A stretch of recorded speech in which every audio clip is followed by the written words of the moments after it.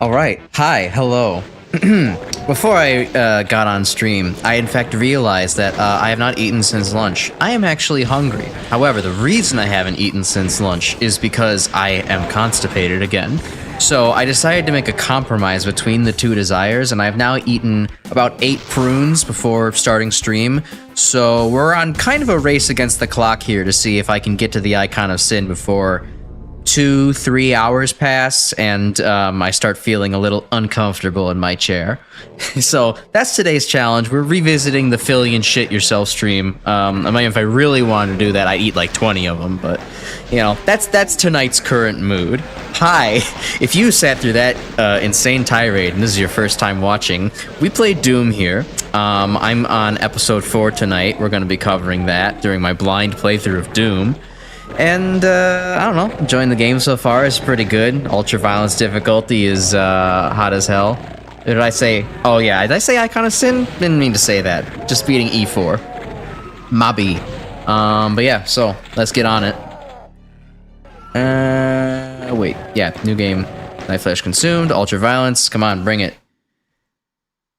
Alright, sweet. So, how are y'all doing today? I had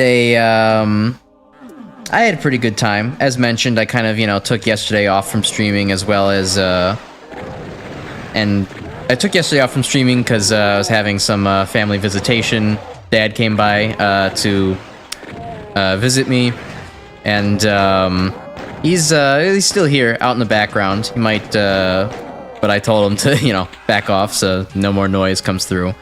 But we've had a pretty fun time today, overall, I'd say. I mean, we got a very late start to things, just because, defying all odds, we happened to wake up at, like, noon today, which has just not happened to either of us in a long time. But, you know, still made the good portion of the day. We saw some history museums, wandered about it today, though we didn't have enough time to cover everything. Alright, that's like a temp switch. But, yeah, no, things were good, and I think the most fun thing, though, for me today was after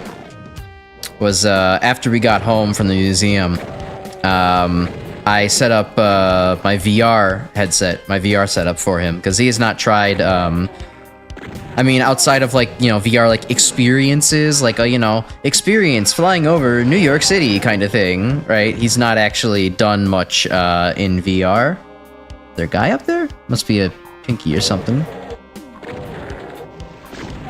Alright, well, he's dead now.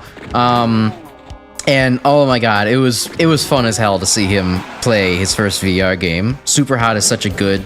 I mean, one, it's the only VR game I own, but, like, it's a very solid, very, very solid VR game in my mind. and to watch him like just nerd out, like this is so, you know, this is so cool, I can't believe this, it's a head trip for him. Like it was really fun to watch him, you know, punch red dudes and learn to shoot gun. It was I don't know, I'm kind of fanboying over my dad here, but it was really cool to see that, especially because it's kind of like, you know, he and I used to play video games a lot when we were younger, got on the Atari kind of thing, so to see him, you know, kind of get back into some stuff again was pretty fun, reminiscent of old times. What the? Oh, there's a pinky down there, or an invisible one.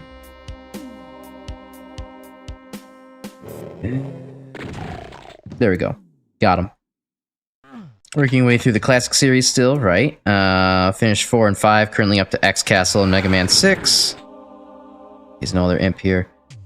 Give it that Power Stone isn't as useless as you remember, but still has issues. Oh, sure, it still has issues. Like, if you miss, like, yeah, that's kind of... You're kind of just a sitting duck there for a while. But, you know, I think it's... oh, hey, you spawned in, jackass. Yeah, certainly it still has some issues, but I think that Power Stone is better than, you know, a lot of people give it credit for. Probably should have saved. I was thinking of saving before dying there, but ultimately I said, oh, okay, just kill me already. This is a bad. Kill me already? Alright, I guess I'll do it myself then. But yeah, no, I like Power Stone. I don't have problems with its slow firing speed, and yeah, I guess the fact that some enemy projectiles reflect the stones is a little... It's a bit silly, but like, as long as you plan to use it on enemies that, you know, don't shoot very much, then it tends to, you know, tends to be alright. And even then, although there aren't a lot of, like, rapid shooting enemies in Mega Man 5 anyways, you can usually time it out so it works out for you.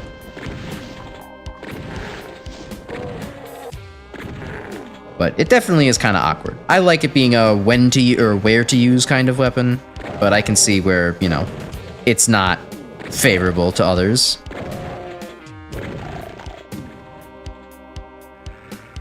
Let's see.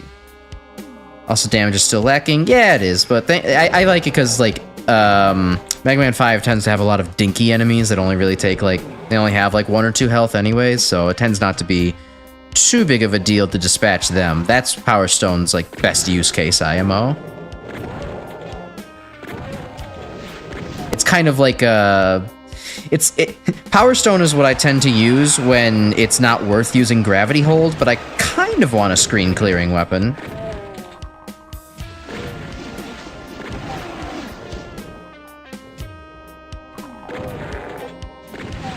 Let's see. Oh god, there's a lot spawning in on this one. Just kind of out of the blue to get you. Let's see. Still you'd use it more than Crystallize. Yeah, Crystallize sucks. Napalm Bomb has some very good damage, but similarly has problems. Too close together, the first bomb's explosion will delete the others. Yeah. Yeah, I guess that's fair. But I typically don't... I don't kind of have that much turbo fire going on for myself, so it tends to not... I mean, not literal turbo fire, but, you know...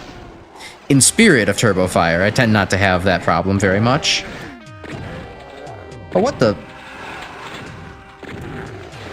A Baron of Hell was not something I was expecting to see, especially considering it wasn't there 5 seconds ago.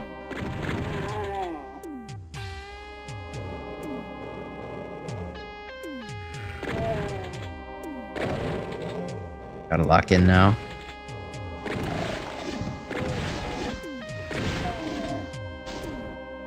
Oh, on shotgun ammo, that sucks. Let's see. Water Wave is garbage, though. Completely shafted by Mega Man 5 enemies having iframes. Oh, yeah, that's the whole it doesn't work as it's intended kind of thing. Yeah, I mean, I kind of understand that. It's a little bit of a shame that it doesn't multi-hit, but... you know, again, it kind of ends up being good for, like, all the dinky enemies of the game. If you have a whole bunch of just low-health bastards, you can take them out pretty good, and... Especially a similar story for if, like, you know, you have stuff below... What the fuck hit me there? You have stuff below you that you need to get that, I don't know, you don't have napalm ammo for, then that tends to work out. Alright. We're on 6 health in a dream, so let's see if this, we can pull something out of our asses here.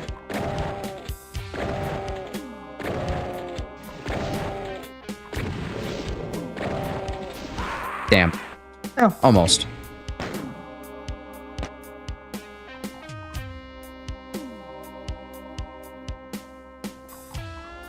Yeah, Power Stone does feel like they actually built the game kind of around it, which is what makes it feel a lot better than, you know, people give it credit for. You know, it's not a good one, not good for hitting, you know, one enemy at a time, or like, you know, dealing with anyone in particular, but it just kind of makes your life easier. You don't have to aim as much, and I don't know, you kind of have some style points for using it in the correct spots, recognizing when things are of the right distance away to actually pelt with stones from afar. Oh, am I gonna make it out of here?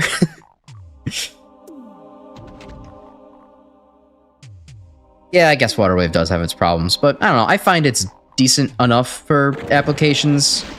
It doesn't bother me, but I can understand it's a little bit lackluster as an item.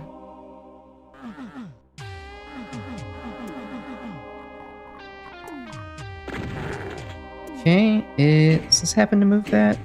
No, don't know what this does yet, but I do have a red key now, so.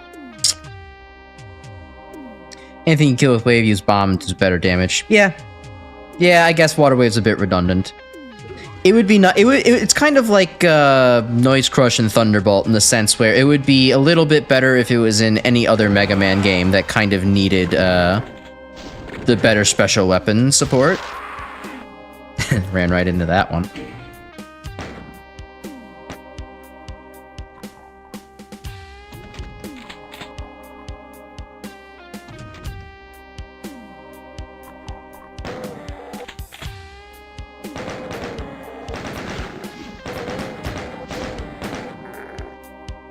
Alright, cool. E4 is a big difficulty jump. Yeah, I can kind of see. I mean, well, granted, I was kind of struggling with E3's first level as well, just because of, you know, not having a whole lot of resources to start with. Kind of gets you. Oop. But I think I'll manage.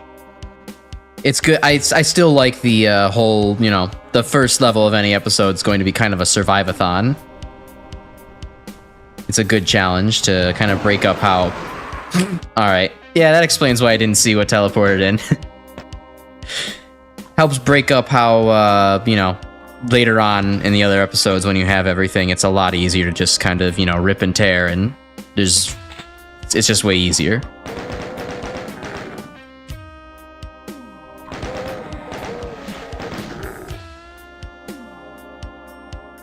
Alright. Go back in for this, then.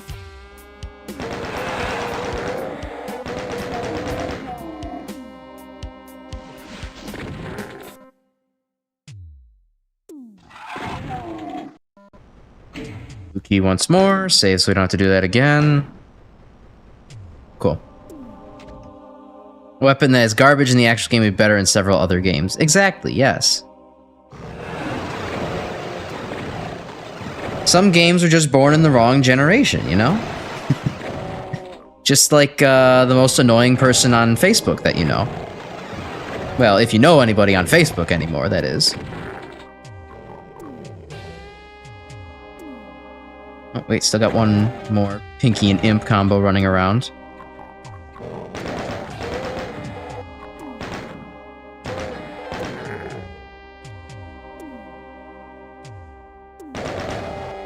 And out of ammo, sweet. Hope there's no Spectre behind me. That would suck.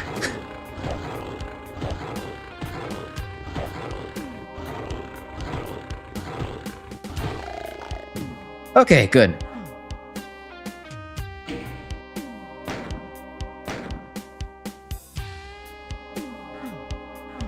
Wouldn't happen to just be any secrets around here for me? Hypothetically? Rhetorically speaking? No? Okay. Oh, wait, yes. Oh, God.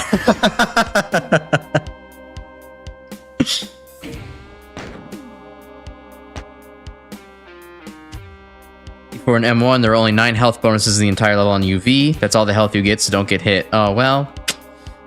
A little late for that one.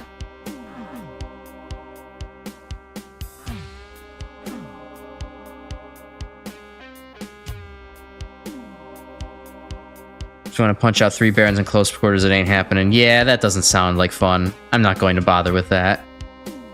Where have I not been yet on the map? Okay. Oh, blue key. There we go. Let's see. Exit? Well, you shouldn't have.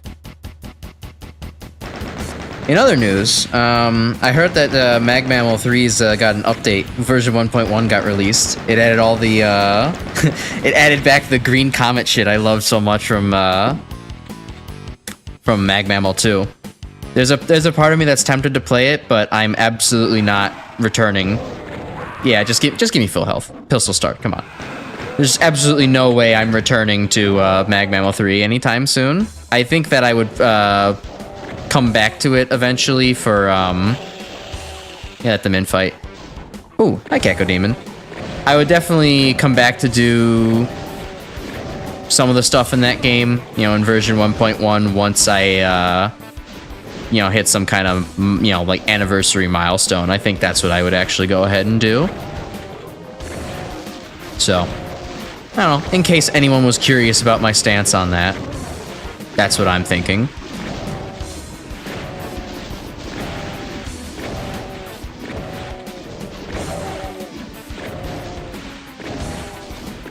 Boy.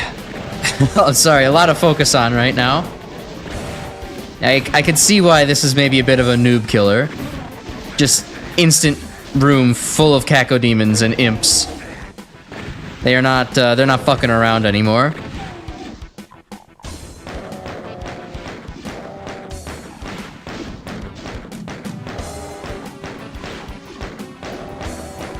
Come on, get rid of him.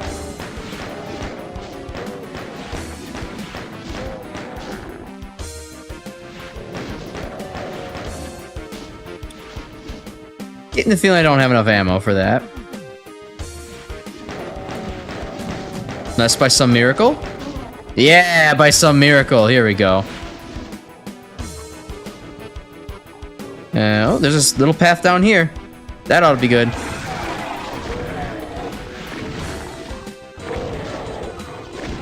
I am dead. There's no way I'm living this. I'm dodging both sides at the moment.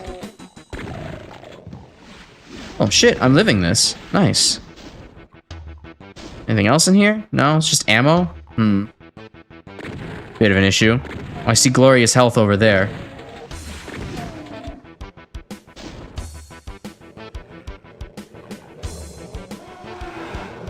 Give me some of that. Now let me retreat. And take stock of the situation. Uh-oh. Ah, that would have helped. That would have helped. And now that, yep, that helps. Okay. Blue key over there. All right, well. Secret found, or it's just detecting something vertically. Sweet. Green stars are back. Time to waste even more time in MagMammal 3. Yeah, have fun with that. I would honestly, genuinely love to do that, but not gonna bother with that right now. Can I get some of those shotgunners, please? There we go. I'll leave the Barons of Hell for the moment. Still don't have the key. Ow. Ow. Hey, can you... fuck off, dude? Alright, well, we're probably gonna restart at this rate. Yeah, I fucked it up. I've boned it.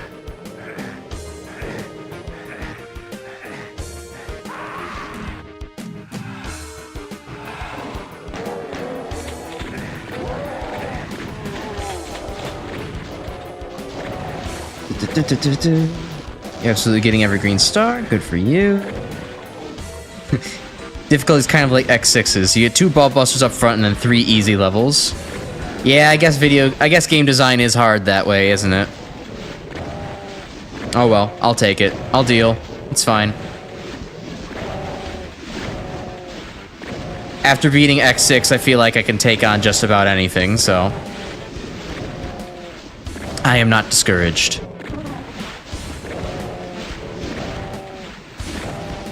Although, I'm not liking what I'm seeing currently. You learn there's a run button if you don't know already. Huh. Yeah, I guess you'd be kind of hard-pressed for figuring out how the hell to get over that chasm if you didn't know there was a run button.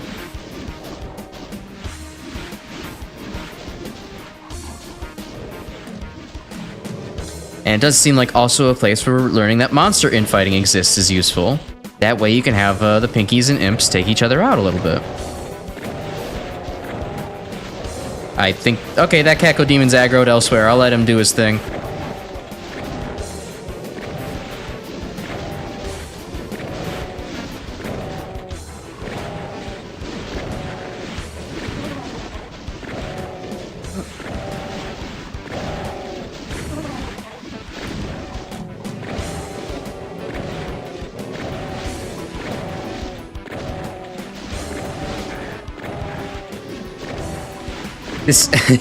This actually reminds me of weaving through all the bullets in super hot VR like just a couple minutes ago.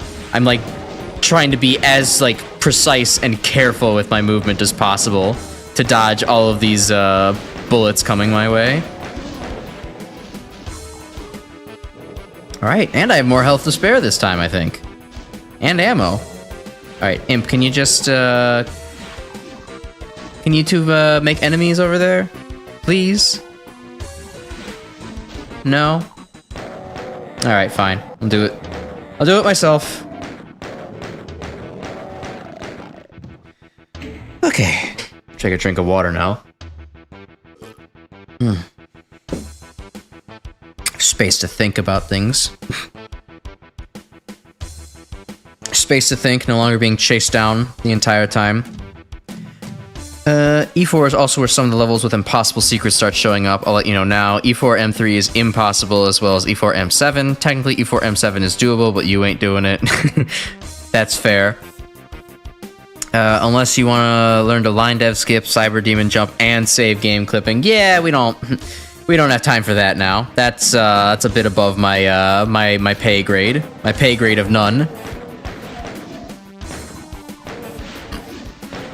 Ugh.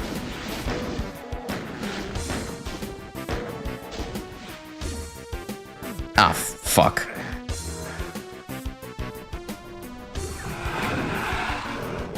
Alright, well, this is a lot less chaotic now that I have the hazard suit.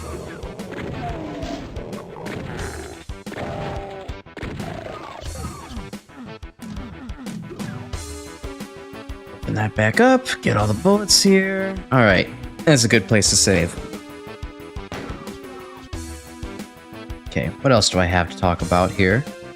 Let's see, referring to my notes. I've been listening to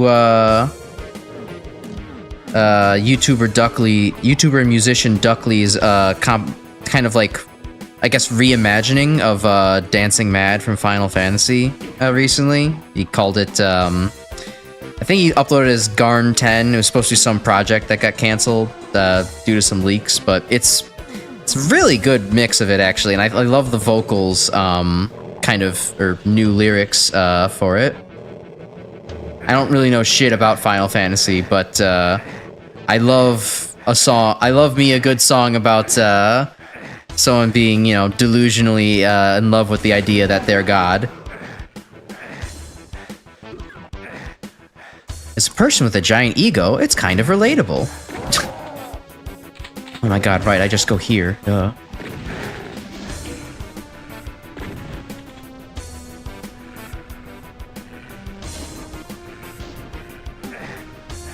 Oh, just being impatient. Alright, well, hold on, what's in this room? I fully intend to just reload the save. Okay, rush over, get the supercharge. Get the supercharge?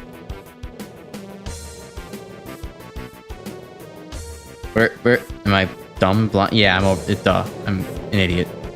It's on the other side of this. Okay. Load again. There we go. Okay.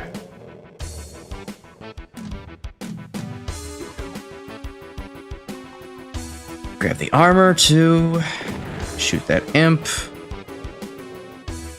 And circle back.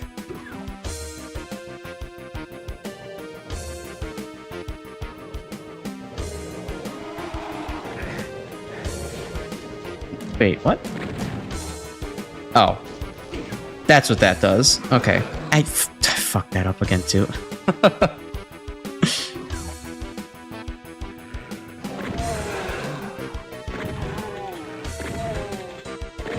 Yeah, they definitely aren't messing around with the platforming in this level anymore. It's very, very thin. Margin of error to move around and all that stuff. Alright. Okay, drop down here. What the? Why are you here?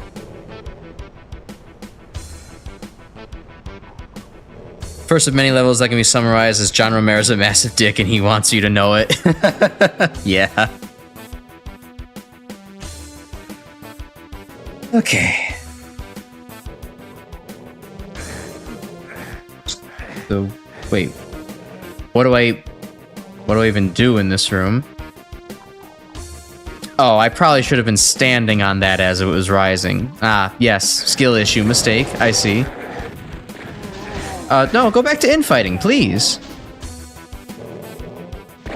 Alright, you're not buying it?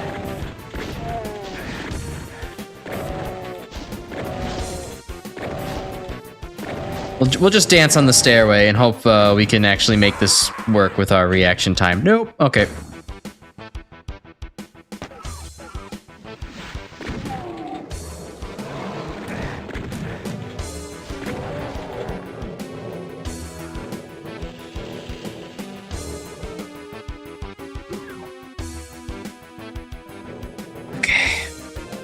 Well, now I know what to do, so it's not actually that bad. Trial and error.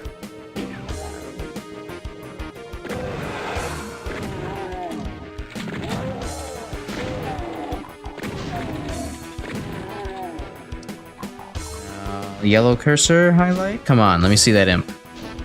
No? I'm just gonna have to drop down to it? Alright, fine. It won't surprise me this time, though.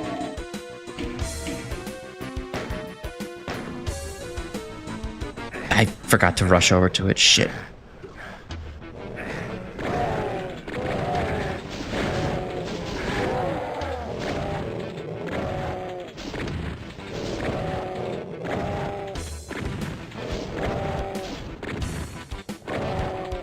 Just gotta pay attention. Make sure to shift when I see them going for a swing. Unfortunately, if I start talking, then it stops. Then I start screwing up. Fuck.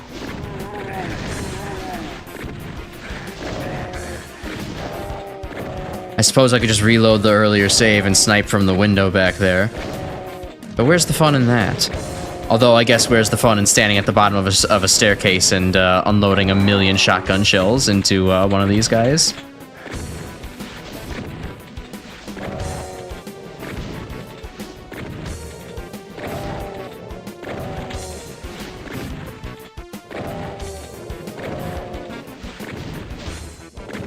Boy, I wish these fuckers were a little bit less durable. Okay, there we go. Woo. Not clean, but it is done.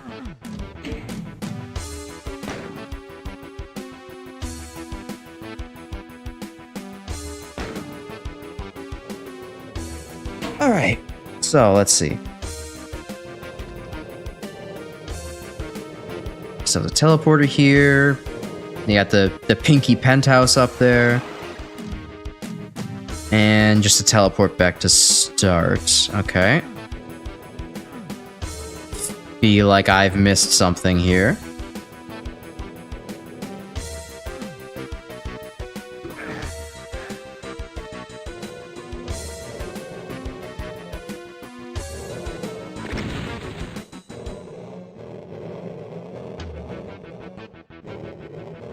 To the left of the teleporter leads to a secret. Yeah, alright. I'll reload for that.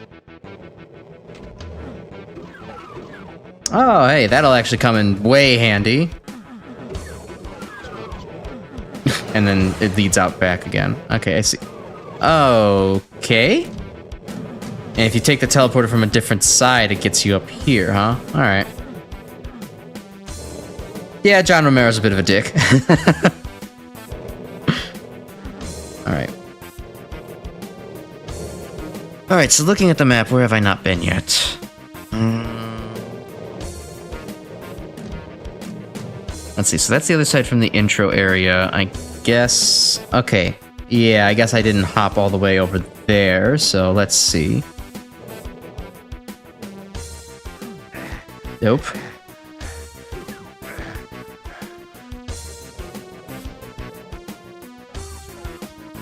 Oh, because I can't really hop forward here because there's a wall in the way still.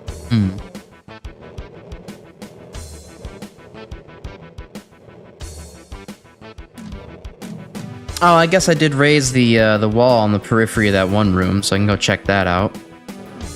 Just take a whole bunch of free damage here. Easy floor damage I could have... A lot of easy floor damage I could have avoided, but... Oh, son of a bitch. This is... Yeah, this is very dickish level design.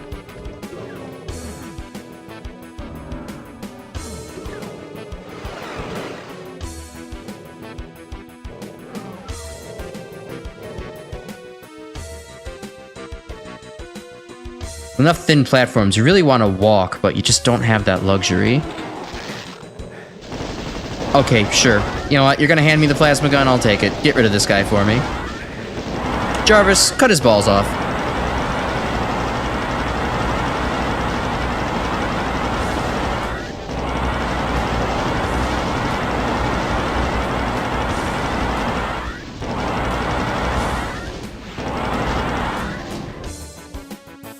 Alright, cool. 50 shells. I could have sworn I could have held more than 50 shells, but I guess maybe I'm going insane.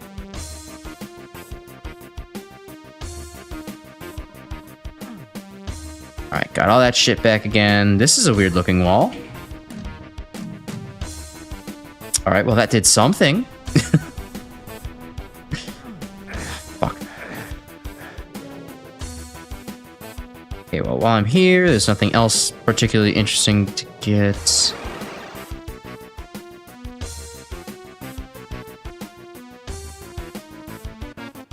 Platform that race leads to the next switch, right?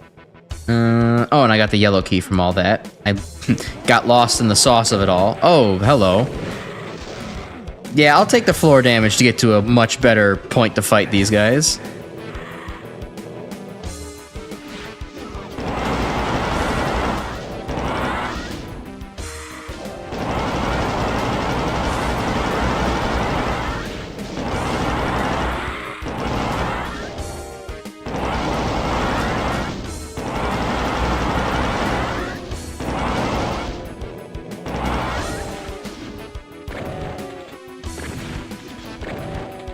Save some of my cells for later.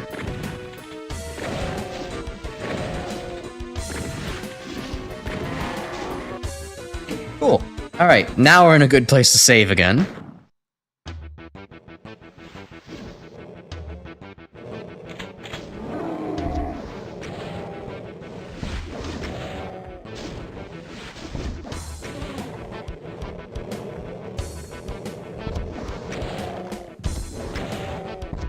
And the pinkies are perfectly clustered to make splash damage viable.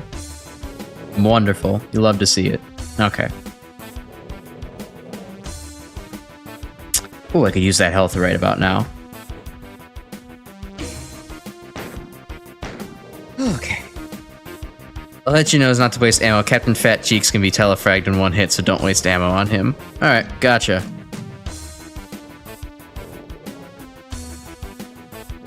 Here's the center platform to make the jumping easier. Okay, so that's what that did. I mean, you know, if it's a minor thing that you don't need to do, right? That's why a lot of, you know, experts wouldn't have to actually bother with it. Like, I wish I could actually remember certain things. I wish I could remember what the thing I learned was, but like when I was watching my friend Alan play through Mega Man 7 again recently, or at least some of the other older Mega Man games too, he's just done and tried shit that like I never would have bothered to do, and it's like, oh wait, wow, that's actually really interesting. I'll try to remember that, like, you know, you can actually use this weapon on this scenario, it's useful, but I did not remember.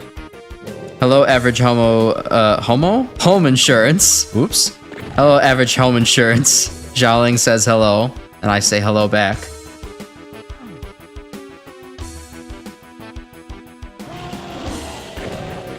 We are currently in a level that is beautifully designed. I will say the aesthetics of this level are actually quite nice, but is also an extreme bitch to play. They're very punishing in this one. But, yeah, how are you doing tonight, home insurance? I hope you're doing pretty swell. I'm having a decent day. Spent some time with my dad today. We played I introduced him to VR gaming.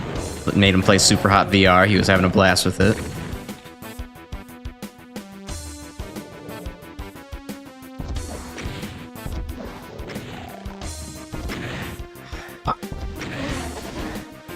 Go.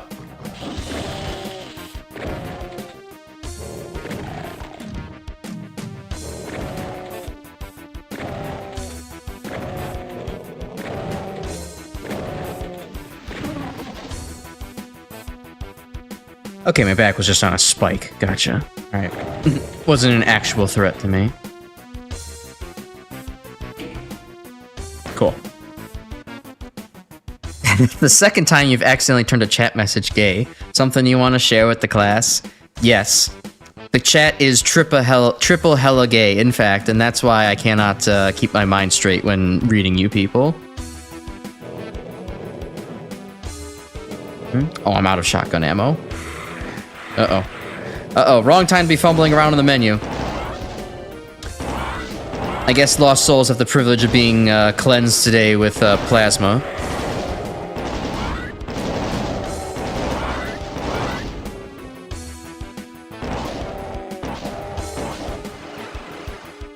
Alright, well, that works too. He's off in another plane of existence now. So is he. Excellent. Goodbye, friend. Never seen a shotgun run out of ammo in Doom. Well, you ain't seen me play the game. How you doing tonight, D-Prototype? Good to see you here. Taking a drink of water. Alright, well, you all ready to watch a man die? Because it's probably about to happen. I have 3 health and a dream. That's not usually a good sign. Oh, I can refill my armor at least. I can't run back that way, so...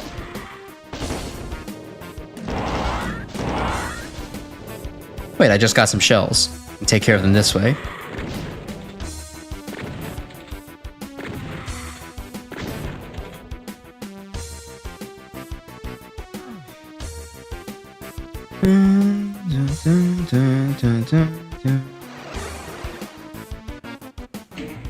Good. Alright, just chilling. Literally because it's so cold and windy. Yeah, I feel that. It was pretty bone chilling to be walking around my city today with my dad. I need to get a better coat. Oh, okay, so I can just telefrag him. That's what you were saying earlier, Grim. You won't be able to watch directly as much as you want, but you'll still be listening. Hey, that's great either way. I'm glad. Okay, I have a little bit of time to actually think about things now. So, let's see. Revisiting one of the topics I wanted to get to was, or one of the topics I wanted to talk about was, so I released the Doom short yesterday, which, you know, all well and good. I release videos around here. It's kind of what I do.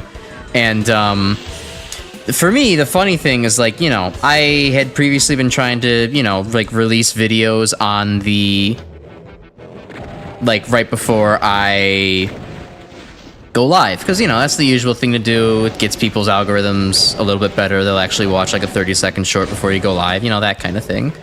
But, you know, I had noticed that when I did that, usually it, like, hit the algo, like... Not the day of, but, like, my shorts and clips tend to hit the algo, like, you know, the day after. So I was like, oh, you know, I'll go ahead and upload something on the 6th, so that way it's ready for the 7th. And, you know, then it'll start being advertised, you know, right about now before, you know, we start going live. Of course, trying to beat the house means that the house still manages to win because I go ahead and look at things, and wouldn't you know it, within the first 24 hours, it gets 500 views and then gets sandbagged instantly this morning at 7 a.m. So the lesson here, kids, is never try. Never try. The systems that exist will always beat you down, and just lay down and accept your fate, I guess. You know?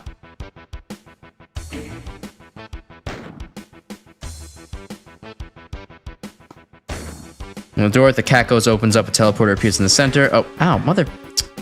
Hey, I'm reading chat here.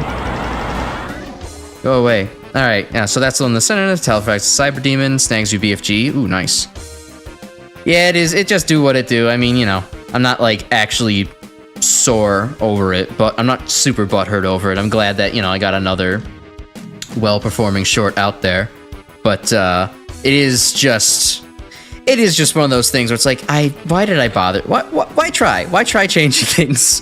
You know, it's just, it just so happens to be fitting when it's like, yes, I'm trying to be smart about this, that, actually, no, it, didn't work out quite the way that I was expecting it to. All right, now we're well equipped. I see the pedestal with the skull on it, and I'm like, ooh, ultra kill. Let me grab the skull. It's like, that's, Crash, wrong game. You're not there yet.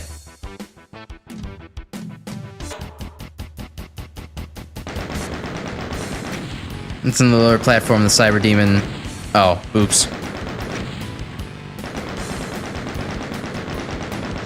Oh well, I read that a little bit too late. Well, I mean, hold on. I do have a save I could load. It wouldn't actually be too hard to get back there.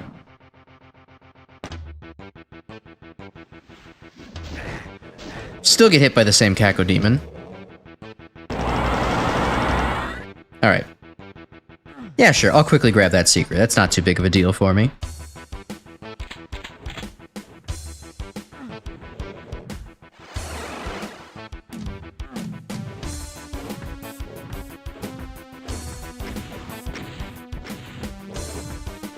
Alright, and took that out, hop in, telefrag him, BFG. Grab that, get some health, go back down here. Ow. Lose all of that hard-earned health. Like an idiot. Okay, so you said... It lowers a lift in the lava that leads to the secret exit. Okay. Fucking just... Apparently I have no coordination. Alright. Load that again.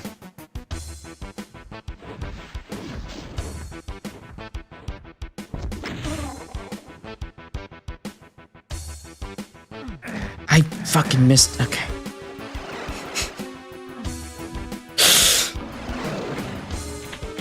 This is not my best showing. Oh my god, why am I such a lava magnet? Okay.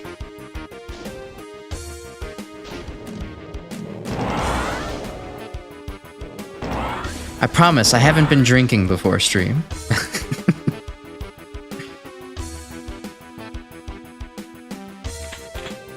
There we go, grab these two, go around the corner, get back here, save again. Okay, good. One thing you remember from playing Doom before developing motion sickness, that each demon is a Mega Man, like a Mega Man weakness. Yeah, I guess there's always one that's pretty good. Okay. Yeah, there is a rad suit right there. I just literally keep... It's less that I'm trying to dive into the lava and look for it, it's more that I keep tripping and falling into the lava. Because I'm just flat out plain incompetent. Okay. I mean, let's just teleport back in the Cyber Demon area. Okay, so I will repeat that one more time. And then just run around with the rad suit and try to find it. Come on. Hello? There we go.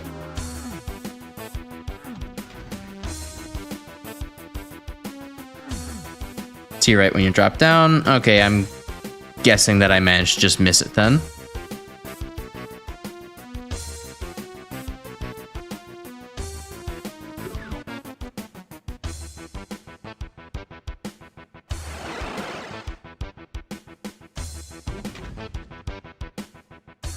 There we go.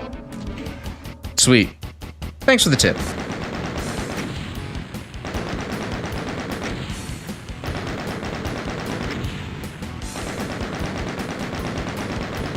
Oh wow, yeah, no, what a level. that was difficult for that was a difficulty spike. That's the first time where they've really demanded like precision movement along tiny platforms.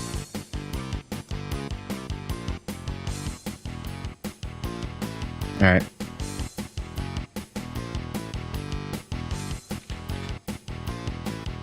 Frame 9 is pretty easy by comparison. Some nice refills on ammo. Yep.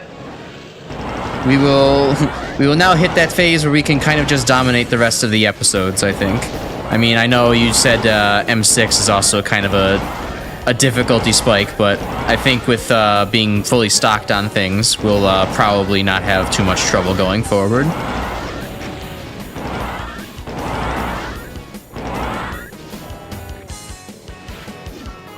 Come on, hit the meatball with the rocket. There we go.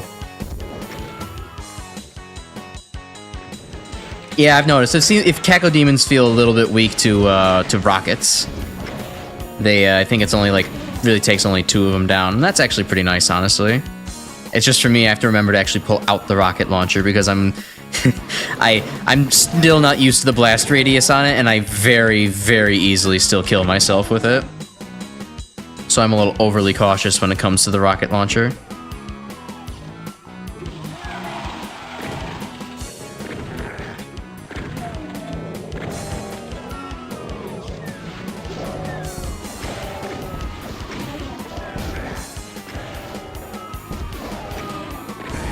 Oh, those two might have been going at it in fighting, huh? Oh well. Oh well. Cackles are also weak to the chainsaw. Oh yeah, that's right. They have like a 100% pain chance from it, don't they? Not that I ever want to pull out this chainsaw. What the? Oh, hey, Lost Soul. Just chilling there? Get out of the way, please. I have bigger boys to take down.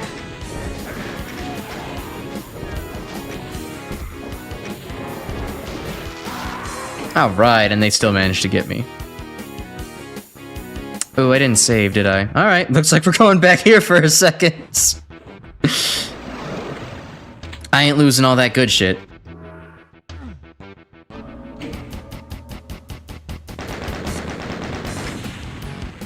Crash Stalvern into a chat message, but I have no way to set it up. I have no idea what Stalvern would be referring to anyways, so... just take your time, and eventually it'll be funny. Alright, I just noticed I have to reset the microphone again. Let me do that.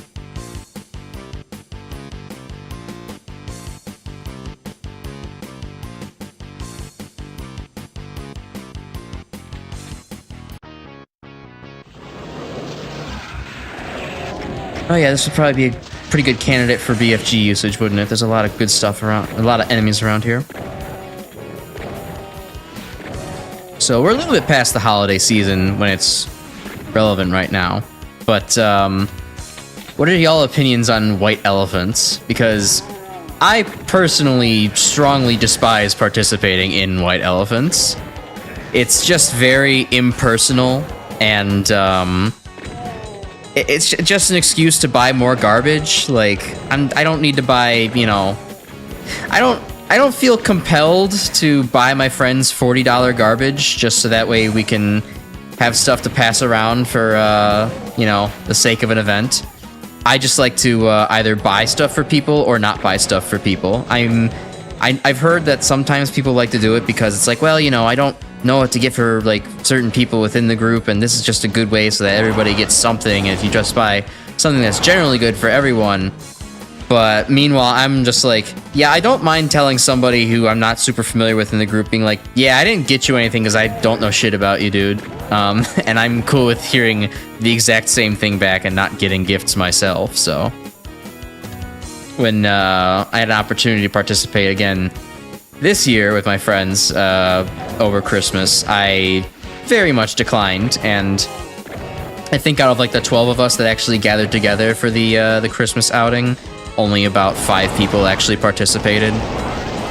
2 of whom were the resident couple of the group who decided to make their gifts different sex toys. One being a tentacle dildo, and the other being a double-ended stroker with a mouth into a teeth on one end, that was interesting to watch. Everybody tried to juggle the dildo away from themselves because it's a group of mostly men and 1 woman. So, yeah. I'm remiss that I didn't get to tell that story the other day when it was a little bit more relevant to my comeback. Okay, John Stalvern is Doomguy's thing. Gotcha. Holiday grab bag. Your dad's side does that every year, but they do a rule where you can steal someone else's grab instead of getting a gift. Yeah, basically. That's what it was. White elephant holiday grab bag kind of thing. Yes, my friends are just as unhinged as I am. In fact, I don't know.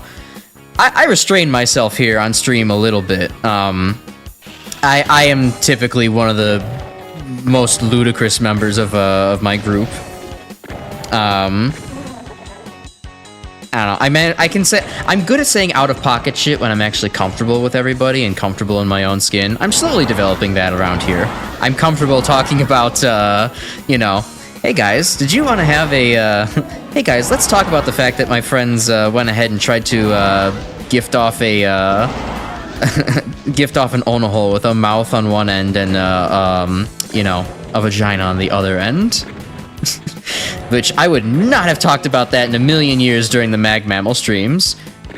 Partially because it might have had higher appeal to the, you know, Mag Mammal 3 Discord, which I still self-promote in, but now if they're choosing it, it's not because of Mag Mammal content, it's because they want to, you know, perhaps see me, so if they're clicking on me, then that's their fault. But it takes a little bit to, you know, gain that confidence to spew bullshit. The rule of thumb for the holiday grab bag is you can either get a gift from the bag or steal another person's gift. Yep, exactly. Your first year doing it, you put in a latex horse mask, a DVD copy of the awful holiday movie The Christmas Tree, and the Ninja Sex Party cover the album under the covers. Huh. Awful holiday movies seem to be a recurring trend. Yeah, I mean, it's not like, Hallmark shits out an awful holiday movie, like, well, like 12 awful holiday movies, like, probably every year, so it's not hard to come by. All you basically have to do is, like, make one person seem like a little bit greedy and Scroogey. Then you just have to, like, make them discover the true meaning of Christmas or whatever crap. By, like, meeting their heterosexual love interest, which they, like, also just met within the film. But, you know, it's Christmas, and that person's, like, super, like, cheery, and they're, like, jolly and shit, and, like, they're gonna show this Scrooge how they've been wrong the entire time, and wow, would you look at that? It's like Christmas all over again. The evil person wanting to take over the, you know, the local bookstore, or the demolish the orphanage has learned their lesson. And it's now snowing outside, and there might even be, for some reason, you know, some sleigh bells ringing above as the credits roll. And it's like, was that? Nah, couldn't have been. And then you go ahead and you call it like, what's a good title? Or what's a shite title? A Snowblower Christmas or something like that. One Lonely Christmas, some stupid title like that, and boom, you got a Hallmark B movie that like some actor can get their start in, like straight out of acting school.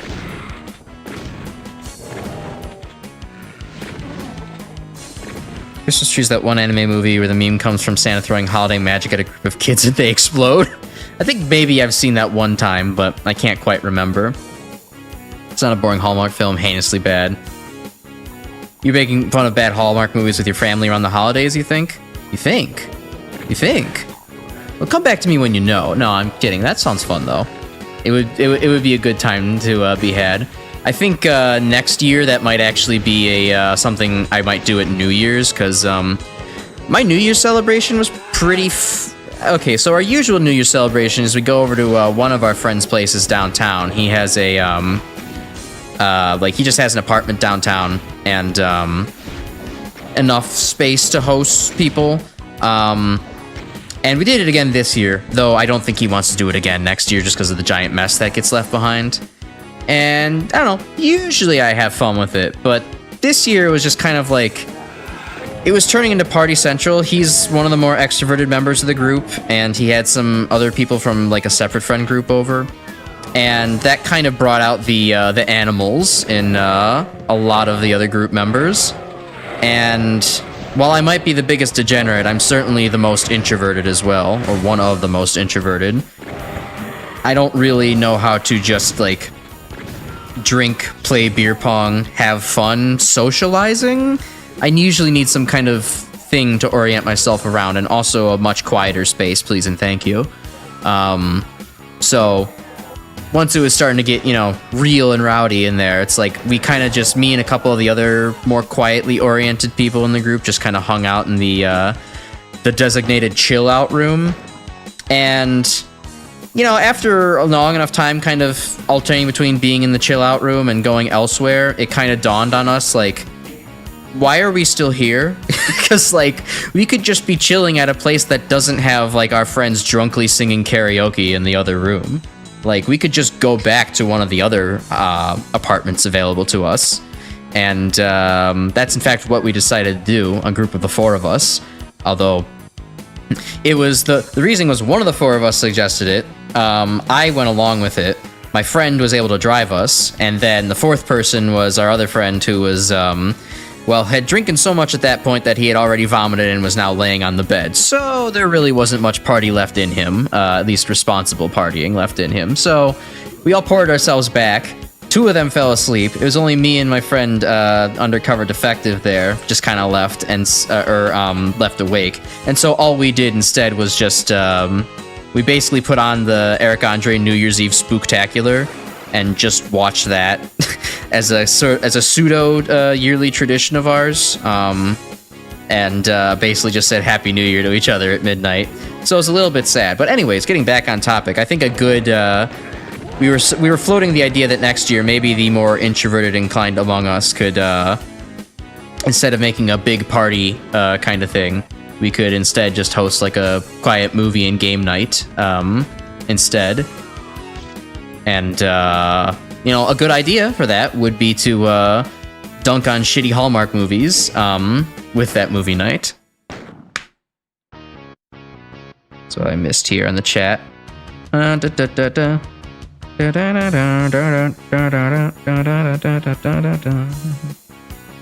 It's so weird hearing good voice actors and bad things. Yeah, you know, they all have to get their start, right?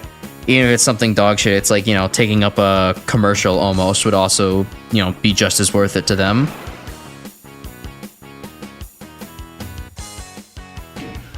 Okay. There's probably something down in the goo, but I'm not going to explore it just yet.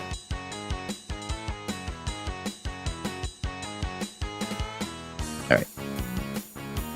Make our way out of here. Get back in the teleporter, now we have the yellow key. Mike Pollock and Ratatouille. Yeah, that's a good example of that. The Rhapsody Kids entire cast. Rhapsody Kids Christmas. Was that the Christmas tree movie, or is this something completely different? I'm not very well versed on my shitty Christmas movies. I don't watch many movies in general, and then, you know, specifically shitty ones is less so. I usually consume shitty movies by proxy through Mystery Science Theater 3000, so tends to be something I'm less well versed in. It would be fun to have, you know, a live riffing session with some people, though. I mean, when I was watching Sonic 3 with my friends, that's kind of what it was turning into. Some of us were turning back and forth and being like, and this is where Sonic learned to live and learn with his consequences. You know, that kind of shit.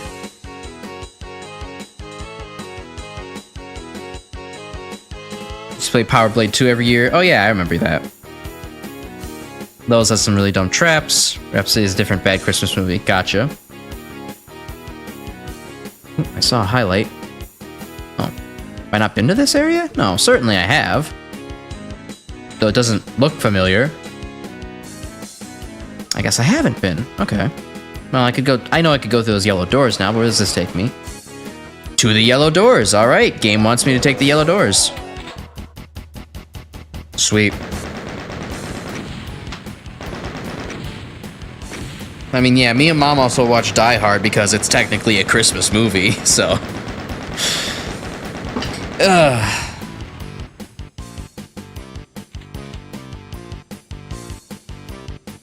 Sever the Wicked. Alright, I'll take the command. Primo movies riff on like The Room or anything by Neil Breen. Oh yeah, The Room is a movie I definitely should. I'm surprised I haven't watched The Room yet. To not be able to actually take in all of Tommy Wiseau's greatness is it's kind of impressive for someone who's been on the internet as long as I have. Oh, I dropped down into the wrong neighborhood. Okay. And I forgot to save upon loading in. Yeah, I'm not really getting into a whole pistol start. Let's just do this again. Cough, you didn't see that.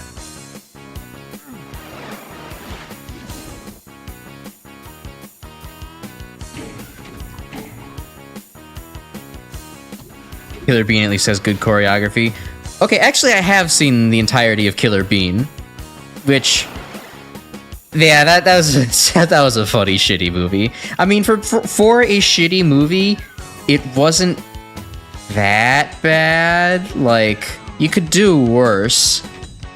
I mean, there's some funny, like, there's some genuinely funny things in there. Like, I love the fact that, whatever the, like, Don Bean, is, like, he's trying to talk to his, like, shitty minions up in the, you know, the penthouse or whatever. And, like, the first thing... I love how he baseball bats that one, his one lackey. That was the load, not the save button. Damn. How he just baseball bats that one shitty lackey of his out of the fucking window. Like, just ragdolls down the tower. That had to be intentionally funny. I will give it credit for that. Crash gets caught in an infinite loop. Yeah, it's happening. It's finally happening. My brain is going crazy. And... oh! Okay. Apparently that Switch decided it didn't want to work this time. Crash is living up to his name. Once again. It's been a while since we've had a Crash. Pay no attention to the fact that my Steam is still loading, or being shown. Because for some reason, this thing seems to consider both Doom and Steam to be the exact same thing.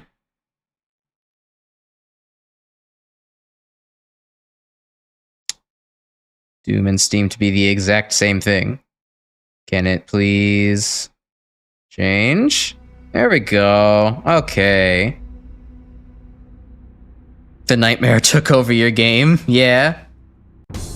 Alia wasn't there to notify me in time about it.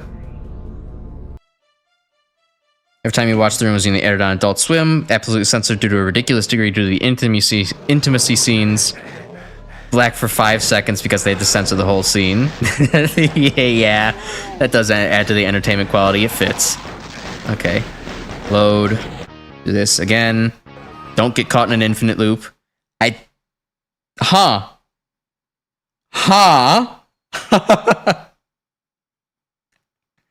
Well, this is an interesting development within the stream. Have I just made a corrupted save file somehow?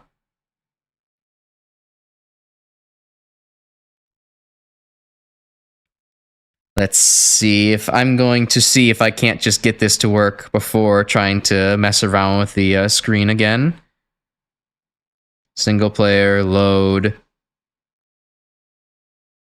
Alright, how about I just shoot a shotgun shell off and hit the switch? Alright, that worked. Alright, I don't know why. It seemed to have been, that's still not the damn window. What the... There we go.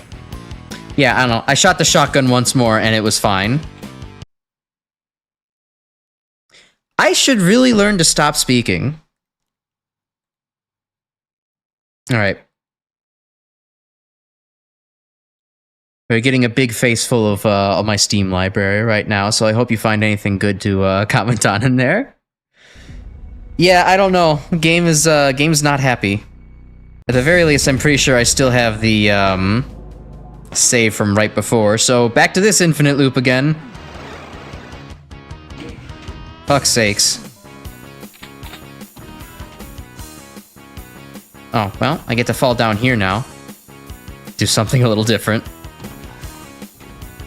Maybe that's what we needed. We needed to break the infinite loop by going down and finding those armor bonuses. Those were load-bearing armor bonuses, don't you know? Okay, here we go. Finally. Yeah, thy stream consumed. Fuck's sake. Okay, save game. Alright, get the hell out of here this time. Wait a minute, I have a BFG. What the hell am I doing? Alright, I think we're in a manageable situation now. We've carved out a little slice for ourselves. And just get rid of some of these lost souls. Pick off the zombies.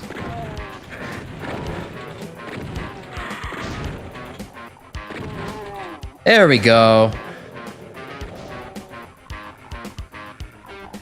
It's not thy farts consumed. Yeah, it's thy braps consumed. Get it right.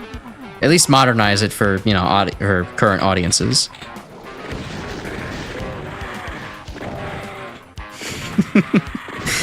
See, that's an example of me being the most cursed person in my group chat.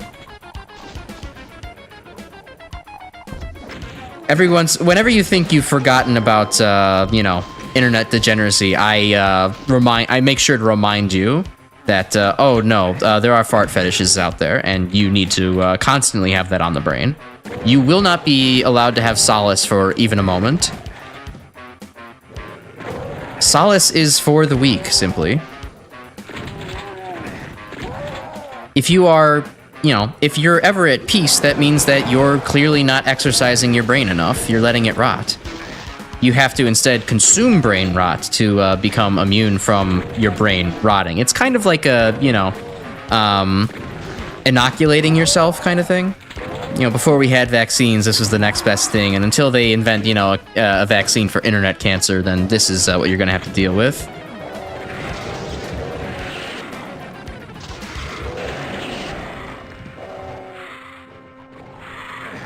Out of my way.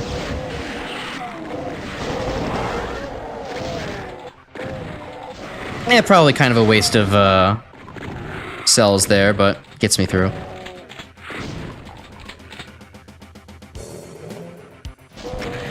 And of course it aims straight down.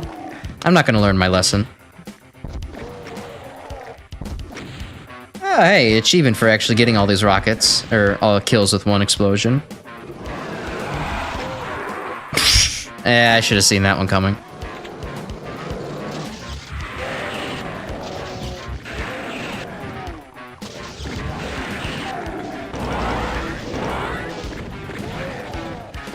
At least the game seems to have the common courtesy to not switch you back to the rocket launcher when you have other things that can, you know, you can use, you have ammo for.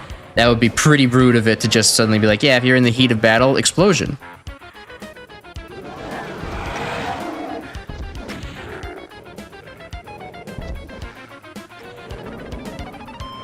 There we go, that's a nice stash. Okay.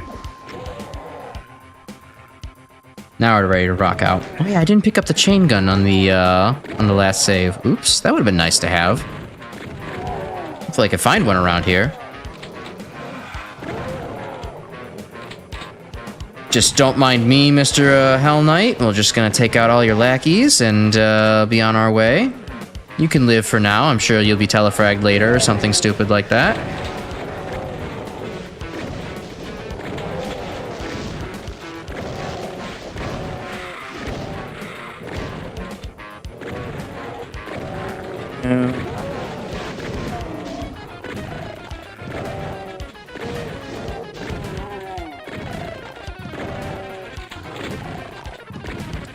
Ooh, boy, the enemy density is really high in this one.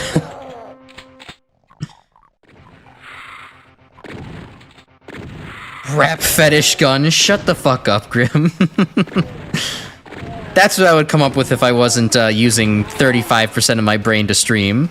If I had more, if I could divert more energy to auxiliary power, that's what I would have come up with. And you know what? Instead of saying shut up, you get an award for that.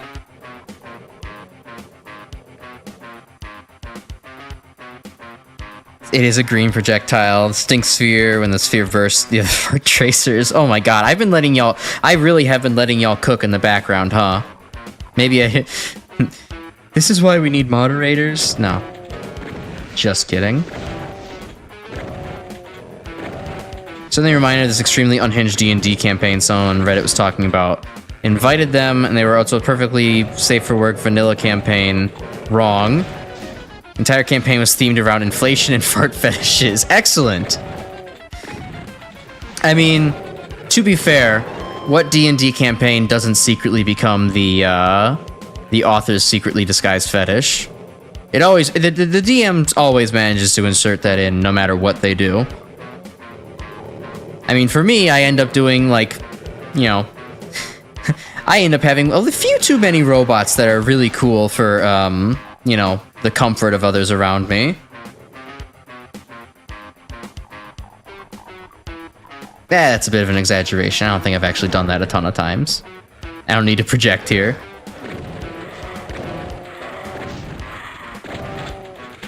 But there was, I mean, my very first D&D campaign, I did play as, I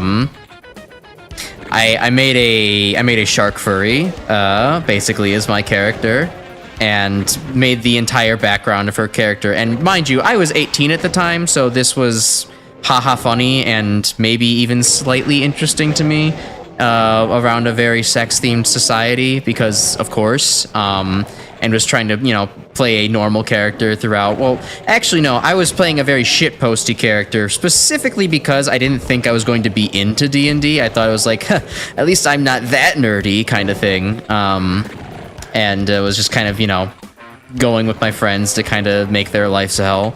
But it turns out I actually really loved the game, and so I started taking my character seriously. And then I was like, huh, I'm locked into this, aren't I? I now have to roleplay a shark girl, huh?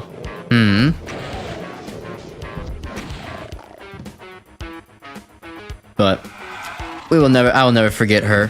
Exaria was a great character, and due to our DM being too lenient, we kind of, you know, managed to break the game and be like, oh yeah, we can just craft anything we want, all the money in the world, that kind of thing. Started making legendary items of our own mind's eye creation. It's a pretty good time.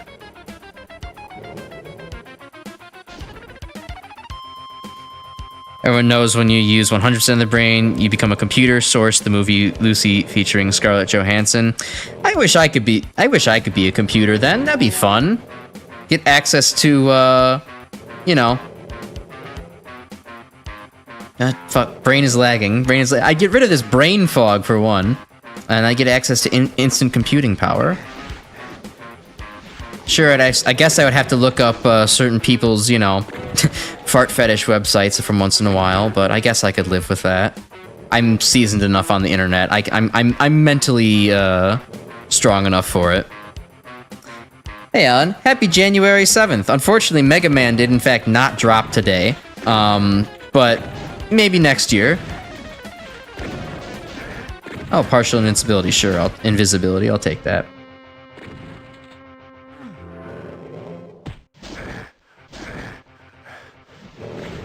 This is a dumb idea. Why am I trying to berserk it? This is not gonna work. Okay. There we go.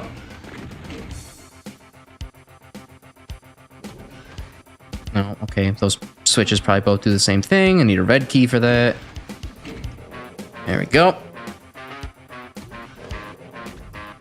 Internet much long enough to have come across all sorts of things. Some are much worse than that. Oh, I mean, yeah. And are still legal. Sure. I mean, you only have to go from the gas phase to the solid phase on the BREP fetish to make things a lot worse. And I'm not going to talk about that further. that might be my limit. Oh, fucking... I'm like, get out of the way. You're down there. You shouldn't even be affecting me. And I die. And I die now. Alright. Where was I? Oh, fuck. All the way back here. Okay, fine.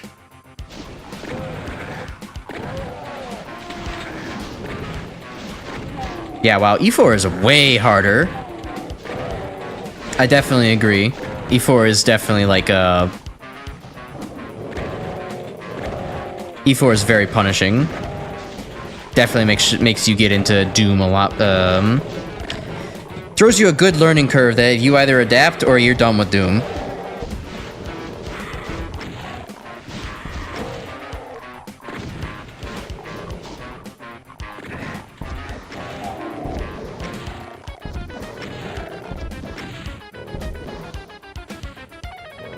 Alright, well, they're not hurting anybody. They're just stuck up there.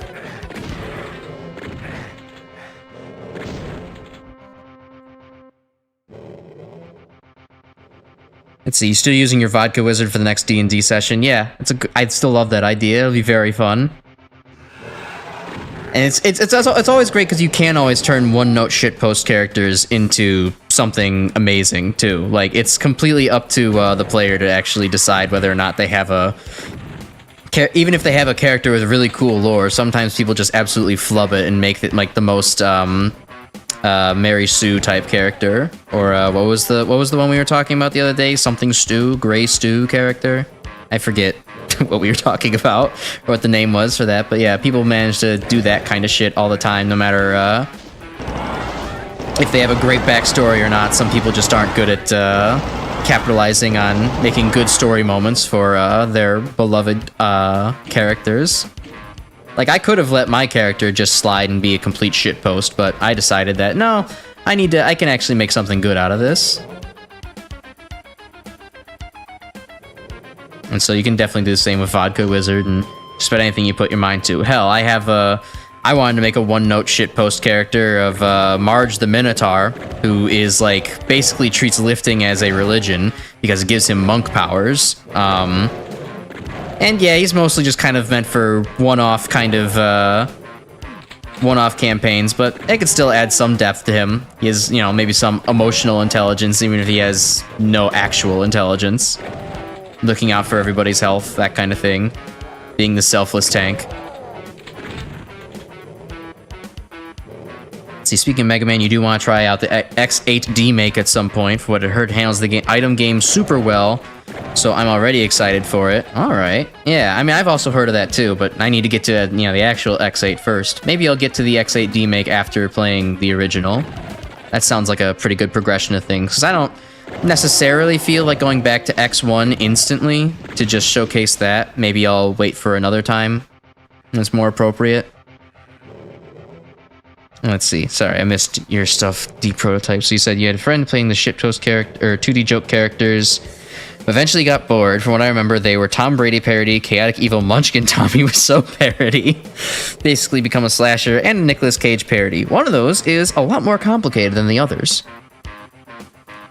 Well, that is funny, because, like, Undercover Defective, in that same campaign where I played my furry shark anthro shitpost character, he didn't want to really do a lot of character development either. He likes playing D&D, but, like, that's probably his weakest point. Like, he's not down to write a whole bunch of lore and, like, come up with something for a character.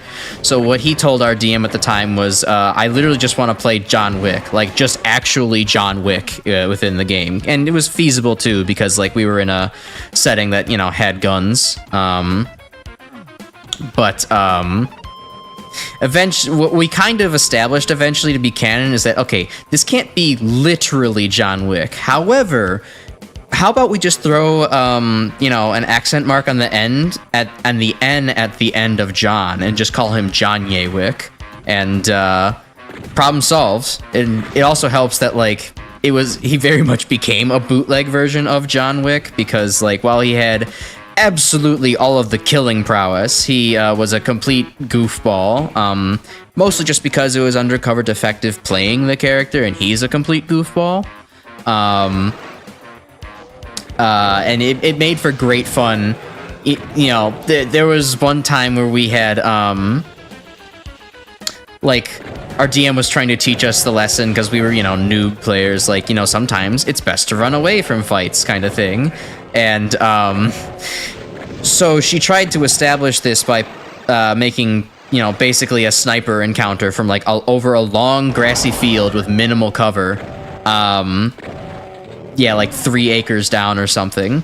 However, we had just the right stat spread to be able, and largely, okay, Janye had just the right stat spread, being by far the most dexterous motherfucker in our group, to if he takes his full action and just like shifts down his attack and action to just have a bunch of sprinting movement speed. He ran about 30 or 40 miles per hour within the confines of the game. Mind you, this was also early on before he got ludicrously overpowered. He was in fact able to, as we put it, run downfield at the speed of a like 90s Buick and just slam right into the sniper guy and absolutely decimate him. We completely threw off the game with that one, and it is one of my fondest memories of that campaign.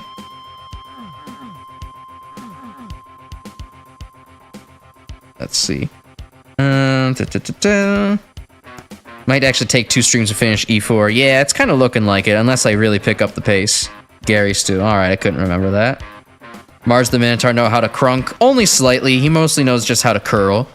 Though I spelled it M-A-R-J, just to be, you know, a little different from the funny yellow character. Rockman X4 ROM hack where you play as the little Repliforce dude. Juan Flick would have been a good one. Though I think the fact that we liked it being even shittier, just being Janye, and that's it. Like, it is, but yeah, that's a good name too. The Tommy Wiseau character was a chaotic evil in the campaign that was supposed to be heroic, and he tried to break the game and have everything go completely off the rails. He was an untested mystic class, which makes sense for... I could see Tommy Wiseau being a fortune teller of some kind. Isn't the joke that he's like an alien or something, too, just with how little connected he seems to be to our mortal coil?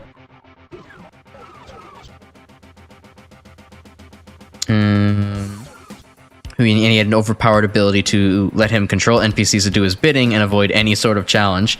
Yeah, John Yewick also ended up having like a class that was, you know, essentially like Charmer or whatever. And yeah, with also dumping a shitload of points into Charisma, he could literally just basically, you know, persuade anybody to do anything.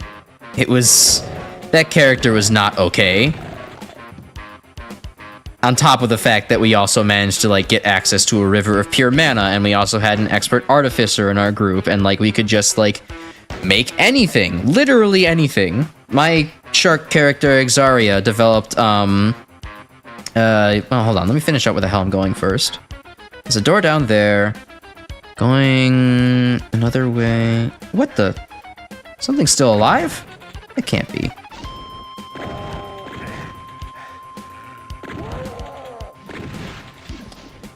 Okay, I'll hide behind this. No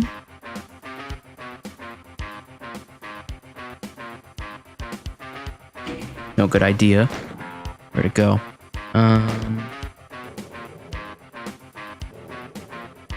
Passing up on the invincibility sphere until I know if I can do anything with it. Make great use of it.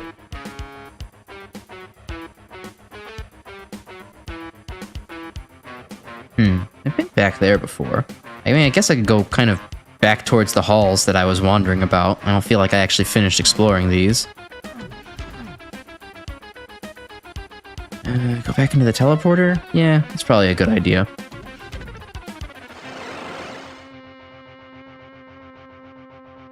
Maybe there's something on this side that I didn't find. Oh, yeah, just this entire area that I didn't bother looking at. Oh, another one of you assholes? Man, I'm sick of these guys. I think these are maybe the enemies I'm sick of most currently. Between Barons of Hell and Hell Knights, it's just like they have so much health, they appear everywhere, and like, just time consuming as big imps.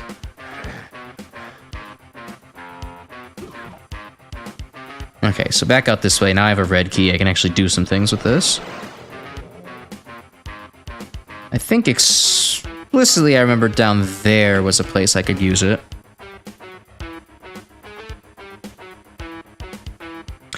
So as a D&D character should 100% always be a vampire because of the vampire car from the room's deleted zines. Thoughts on the theory that Tommy Wiseau and DB Cooper are the same person? Honestly, I don't know either of their name. I only know Tommy Wiseau. I don't know DB Cooper. So, like, They could be the same person. You could convince me that they were. One was just a stage name compared to the other. Like, I don't have a fucking clue. I don't know any celebrities. I've watched like 6 movies and 2 shows in my whole life. Decided to murder an innocent traveling potion seller, skin his face, threaten his kids. The city guards were not happy, eventually leading to them summoning a dragon to take him down because he was too dangerous to live. And nobody else could do it. It had to be the dragon. And then I'm guessing he probably seduced the dragon and then really just took over the rest of the realm. Sounds like Vampire Leatherface, kind of sick. Yeah, it is pretty sick, honestly. Could have been an interesting villain for a horror campaign, but he was so misplaced. It happens. We have a currently on a hiatus campaign with a, you know, kind of like a Payday kind of skew to it, Payday 2 kind of skew. We're just doing heists and stuff like that. And one of our friends, in her infinite wisdom, decided it was a good time to make a like a lawful good type of character. And she maintains that she was not told this was going to be a evil campaign or, you know, morally kind of neutral gray campaign. While our DM maintains, no, you fucking clod, this was specifically a heist, like a heist game. You're not bringing, like, you know, a justice tree dryad into this, and it's going to be go okay. So now we have to constantly come up with excuses for why she wants to, like, rob banks and shit. Not even countered a Hell Knight yet? Okay, they're Barons. Whatever, they're all the same to me. They're all demons, right?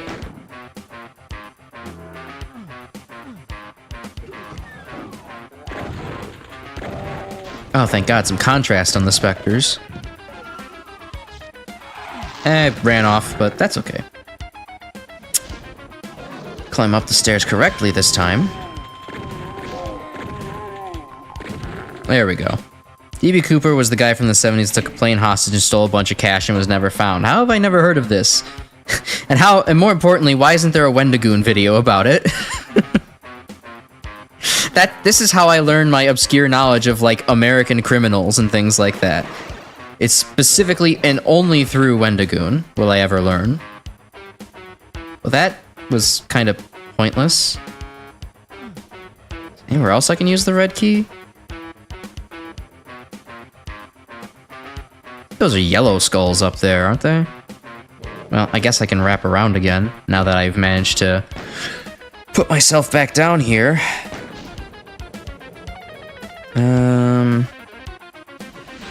No, I haven't explored this area very much for that particular reason.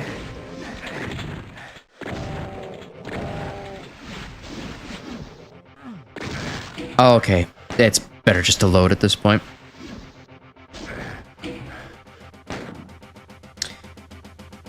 So it was unchosen by the gods. Players are supposed to be chosen to help restore an island after the dragon knocked him out. Nice.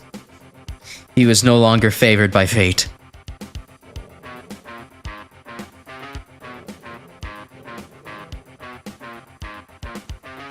Okay. Read the thread episode of DB Cooper featuring Wendigoon, so there's that. Well, I guess asked and answered then. Alright, maybe there's something missed on the other side of the island. I don't remember seeing another red door, but I guess I'm probably just mistaken.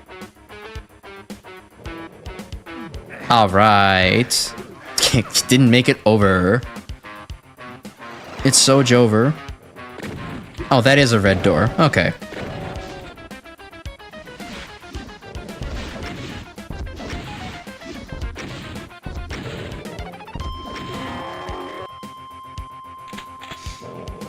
Oh, but yeah, I think I was mentioning Wesso is then replaced by someone who's probably not chosen by the gods at all. Pickle Ass Cage. Excellent. He just had the confidence that he was picked by the gods. And sometimes confidence is all you need as a D&D character. You can fake it until you beef it. Oh, but yeah, I think that... So the D&D thing I was going to mention was, like, with our campaign then, and what I was able to do, like I mentioned, we kind of broke... What the fuck? Why'd you send me back here? We kind of broke things and were able to... I'm reloading again. We broke things and were able to artifice anything out of the River of Mana that we had access to. And what I chose to artifice was the, I called it the Corer. We had a mix of like multiplying, like spell multiplying foci to put on the end of it. And I had access to a lot of different elements to spellcast. One of which I had just enough knowledge of magnetic magic to be able to channel magnetism through the device and basically be able to either A, fire off spells through these multiplying foci so I could like basically octuple the power of any spell that I had. That was the fucking load button again. Good job me. Or had the option to instead fire off an adamantine rod at high speeds. Basically, I had created a railgun and a magic multiplier all in one. It was glorious. Nothing stood a chance. The power scaling was completely off. The campaign just became a total mess, and we never really finished it as a result of some other things. But it's good times. I would kill to have a D&D campaign that gets that off the rails and the power scaling again.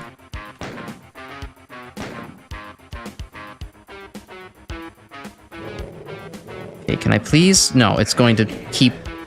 Why is it rubber banding me off of that corner? Okay, I guess corner machine broke, I guess. Is there not any way for me to get across this? Okay, good. I have to do a side dash.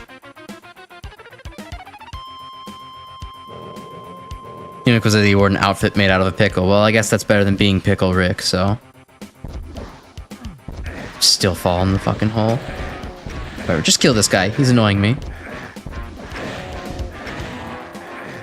See if there's anything down here for me to grab. Probably not. No, it's just this. Alright. Let's reload again.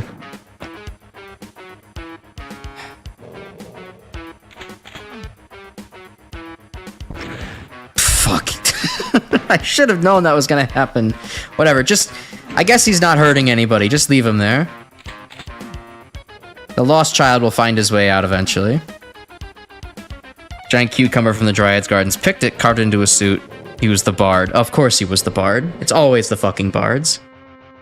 Pickle ass cage at the Karambit.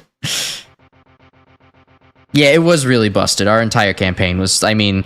It was also, to be fair, competing with John Yewick, a man who had uncapped his dexterity modifier and also started gaining dexterity anytime he killed somebody. It's like, okay, well, now we're keeping up with a guy who has a dexterity modifier of like plus 34, so the entire campaign was just like doomed at that point. We weren't playing like actual D&D, we were kind of playing some homebrew stuff, which is like why it really got off the rails so badly, but it, yeah, it was fun. Everybody was broken eventually at a certain point.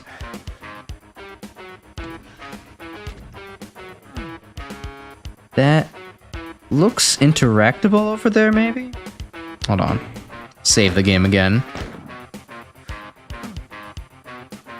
Come on. Just come on. You can't just give me a lip and expect me to not try. Alright, whatever. I'm gonna give up on that. Got bored of playing such a flat character. Oh, the corners are solid line def. From secrets breaking to get the blue key early. What a shame. But sequence breaking is fun! Doesn't John Romero know this? Or maybe that's explicitly why he didn't allow it. Anyway, so I still haven't been up there yet. Where can I shove this blue key?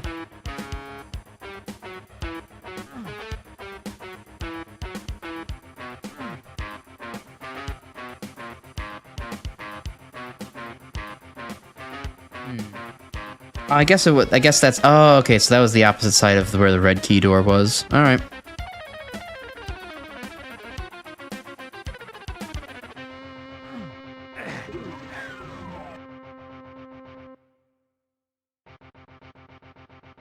There we go.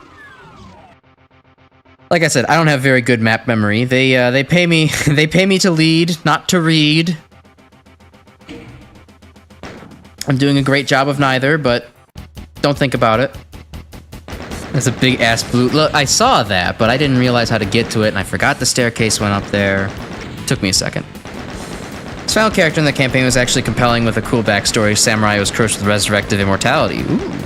Whenever he died, he came back to life at the cost of his memories, which brought him angst in his past. Eventually started crafting charms that he'd attach to his chestplate so he has some sort of mementos of his forgotten friends and loved ones. If Samurai Jack was primarily an archer. That's rad as hell. I love that. I don't think we've ever gotten that deep into the story, but I think maybe our artificer from that campaign kind of had something going on, being able to implant memories in a couple of different like jewels and stuff like that.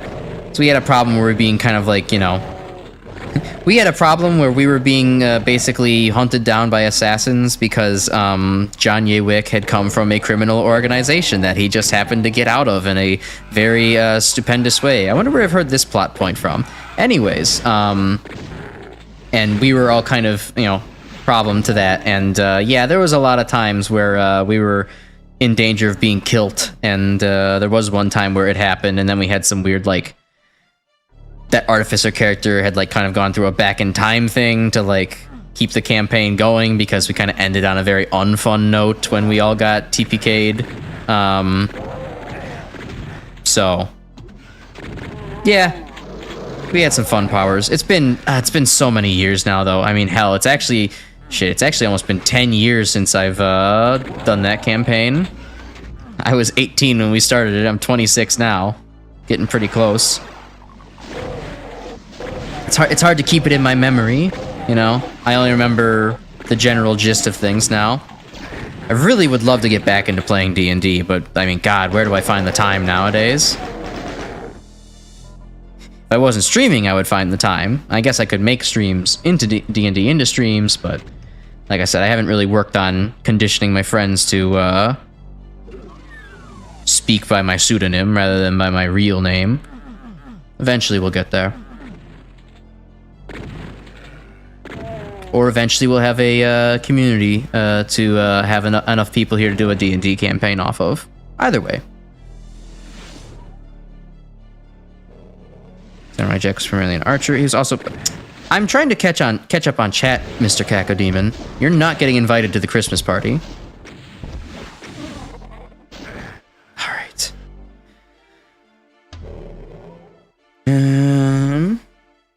We were running the campaign in a homebrew setting, but there weren't too many homebrew things outside of the weapons. One of them was a glass dagger that I gave to the rogue. Triple damage on backstabs, but eventually broke. Makes sense. That's a pretty typical kind of homebrew weapon. I always like the idea of the glass knife.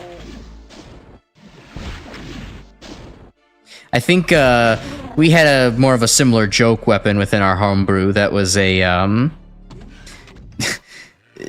Since Wick always wanted to fire off, you know, was the firearms master, at one point we made him a wooden gun that was, you know, kind of basically the coconut gun of the campaign.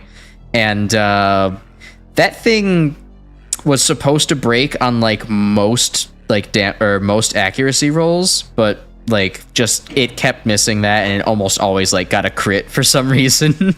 Just a natural crit. And, it just made for a very funny scenario of, yeah, John and his wooden gun are going to save the day, because somehow that's the only thing that, like, doesn't jam on him and always seems to function. I think at some point it, like, managed to last long enough that we, like, kind of honored it by making it into, like, an ironwood gun or something like that, so that way it would never break again. Even if it wasn't actually practical whatsoever, it just did just no damage. It was, it's always fun to have, you know, weapons that break like that. Especially ones that are good. Poor predictable coconut gun. Didn't even make it to retirement.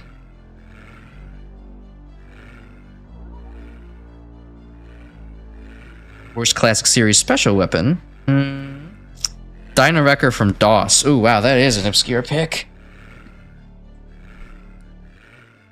I probably would be the same thing, yeah, if it's just worse hyper bomb. So I will also definitely hard agree that Spark Shock is, of, like, the actual mainline classic games, yeah, Spark Shock is the worst thing ever, hands down. It's hardly even a competition. Ugh. Release complete works versions of Mega Man's 1 through 6. The remastered music and being able to quick switch in the NES games kind of warrants it. Yeah, it would be helpful. It would be nice, but you know, they're not gonna bother to do that. They already have their one port of it out. They don't need. They figure they probably don't need to do it again. We'll just live without the quick switching. And you know, of course, personally, I don't mind, but that's because I never bother using the quick switch, nor do I ever intend to. What I actually kind of wish, though, would be if we could get a Wily Wars port. I would love to actually be able to play that, you know, legitimately. Because of just how fun it would be to actually take, you know, all the weapons from 1 through 4 into the tower. Did I lock myself out of that? That seems kind of weird.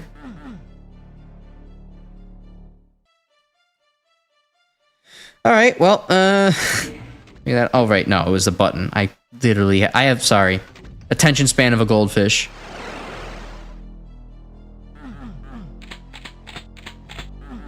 This was if this was a thinking game for thinking types, I might actually have a memory to speak of, but...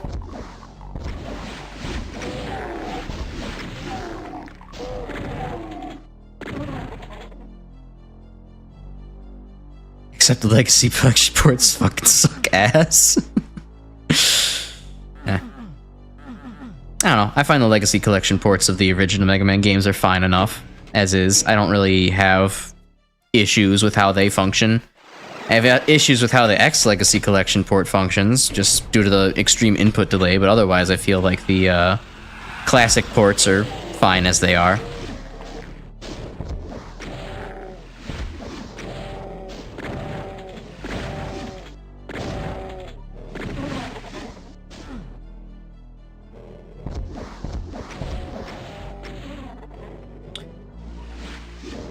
Oh, hey, there's still one alive in there. Shit.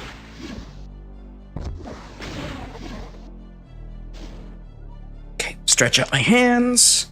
Probably reset the microphone again. Yeah, that needs to be done. That's long overdue.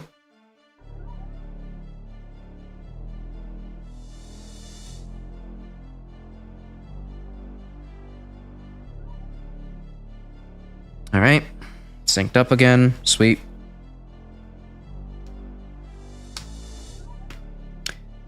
A Wily Wars port that doesn't lag itself to shit. I mean, you know, that would be nice, but I guess I'll take whatever Capcom wants to give me.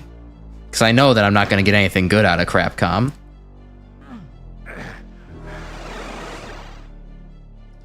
Alright, well, that didn't lead to much.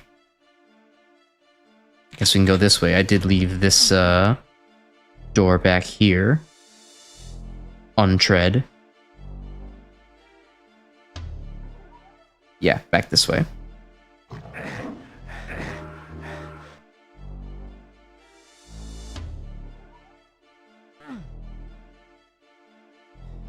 Certainly one of these has a has to be activated, right?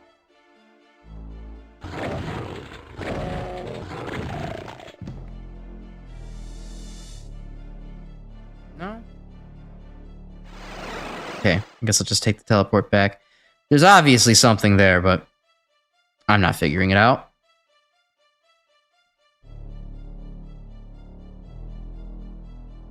My name said robot. One of your players immediately compared her to Zero, and the party met her. I think her name was some sort of tech pun. You don't remember what it was. There was a memory chip equivalent, which the party eventually implanted into a deactivated second robot they found in the woods. Hell yeah. Transferred consciousness. Both X Legacy collections, you get garbage in them, either terrible input lag or the worst 3 X games. Yeah.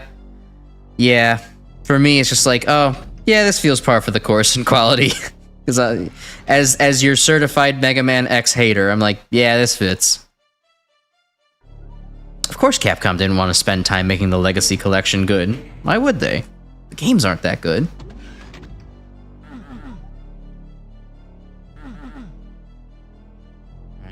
I guess that's that then.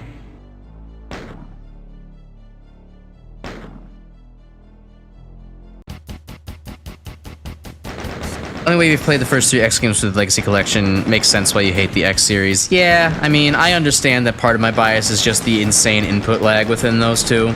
Or those 3. Oh, those 4. But I mean, like I said, I've also played X1 and X2 through emulator, and I still haven't had much fun with it. I mean, I've come to have some fun with X1, but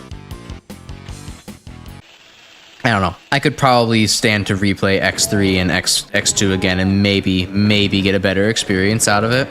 I feel like there's nothing really left for me to get out of X4, and X1 I think is about as good as it's gonna ever be for me, which is not bad, but I'd still rather play most of the classic series over X1 in a heartbeat.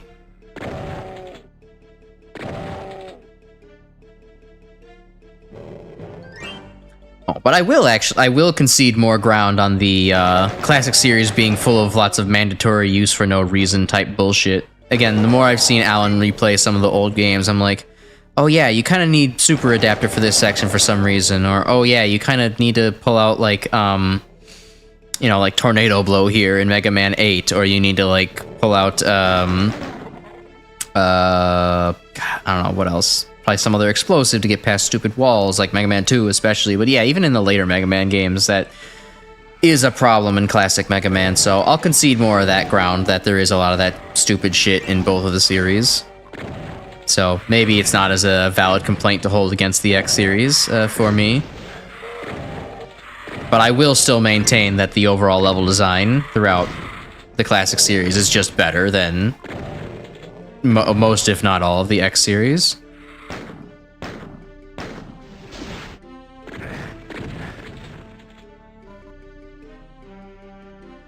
See, so that robot was future-proof, bigger gun was silver, recruiter from was something you stumbled into, some guys were doing a dig near some ruins, accidentally activated her, she got confused and started attacking one. As a robot does, as one robot does. If you're in a big scary situation and you're big, tough, and made out of metal, then yeah, I would also say your first instinct should be attack everything. Peace was never the option.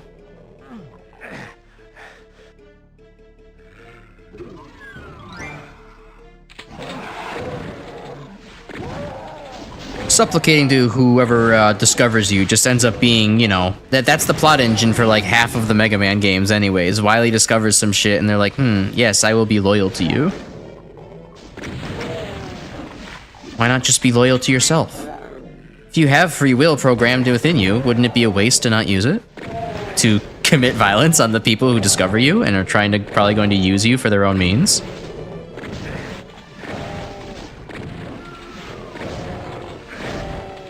Ooh, I've managed to piss away all my health somehow.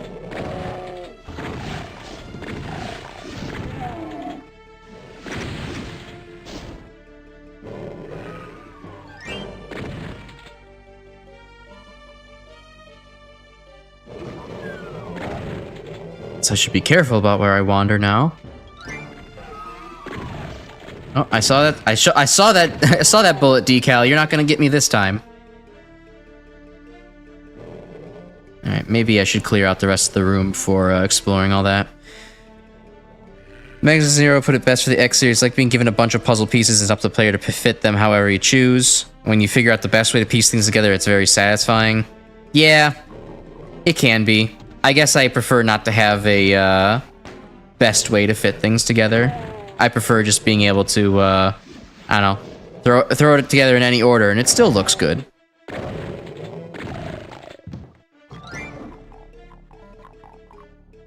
I can't think of a good analogy for something like that right now, but maybe like a soup. A soup is almost always good in any order with a jumbling about anything. Can we compare the classic series to a soup? If the classic series were a soup, what soup would it be? And 15 other BuzzFeed quizzes that you can take.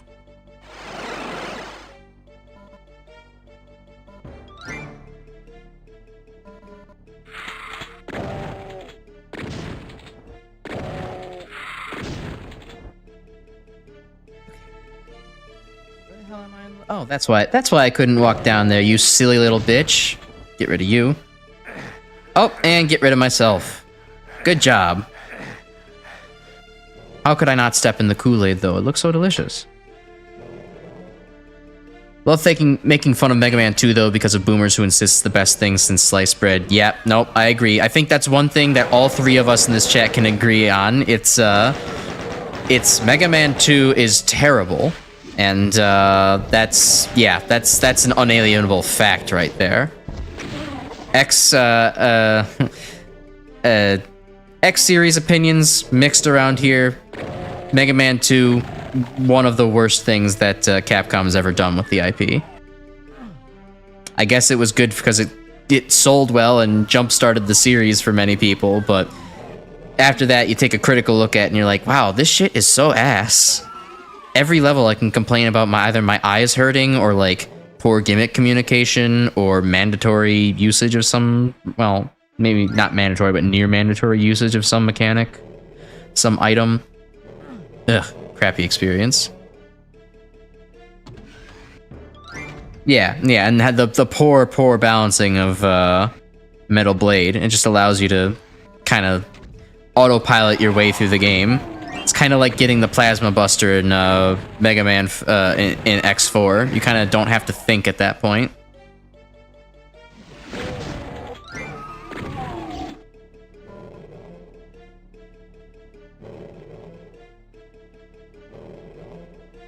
The NPCs have failsafe so they don't get TPK'd for extra information from that robot. Huh. Cool. That's for Magnet Beam, Secret Exits in Mega Man 6 stages, the balloon and wire adapters in 4, all 7's collectibles, 8's bolts. Never perfect when it came to playing however you want either. Yeah, I mean, for Mega Man 1, it was very mandatory to get... I mean, it was obviously mandatory to go ahead and grab the Magnet Beam. But then, I don't know, with the secret exits in Mega Man 6 and the other things in 4, like... and 7, like, you never had to get those things to complete the game. Alright, cool, thanks. I can take a shortcut, one-way shortcut back. Fucking ledge. You didn't have to get those things to complete the game. And, you know, I guess you don't have to do that for a lot of other stuff in X-Series either, but... that's why I was saying, you know, there's a little bit of, I'll complain a little bit less about that. The classic series is full of that bullshit. But not as badly spread out, in my opinion.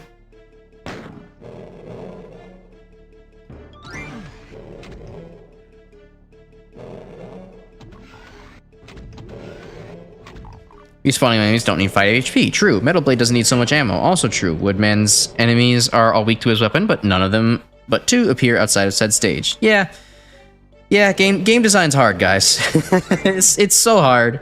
It's just so difficult. Who could have ever foreseen needing to make Woodman's enemies weak to something else, or that maybe 5 of the 8 Robot Masters should not be weak to Metal Blade? Maybe we should all go work for Capcom.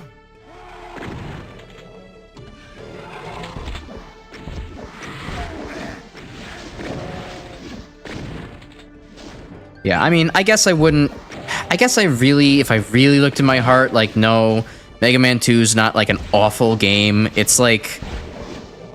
it's, like, good, I guess, for if you were, like, a child getting it on your NES on Christmas Day, it's fine. It's a good game, but, like... it is obviously a bad Mega Man game, and, I still have a hard time enjoying it just because of how many Swiss holes are in the game philosophy. It's like Swiss cheese. Sometimes. Just betrays design philosophy constantly. Oh, okay, Imp, would you fucking leave me alone? Holy shit, die. I don't care if I'm going to die to kill you. Gotten like 4 cheap shots in on me. But by just virtue of being right below where I am. Oh, did I not grab the key yet?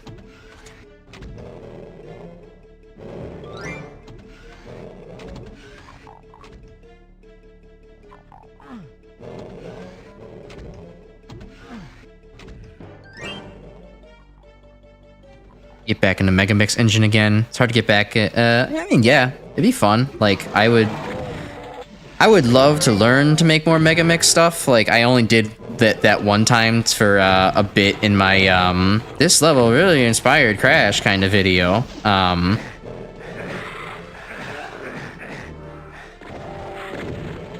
Because it'd be fun to like make my own levels without the restrictions of you know, just whatever Mega Maker permits my way. But I think I will leave that to others, for I simply do not have like, I can kind of come up with concepts. I'm not usually very good on following through on like making, like fleshing out a concept to its, you know, natural ending. I tend to get stuck eventually after like making a couple good ideas. I'm like, well, okay, well, what do I use to like transition between these two? How do I like make, you know, a good filler between the challenges?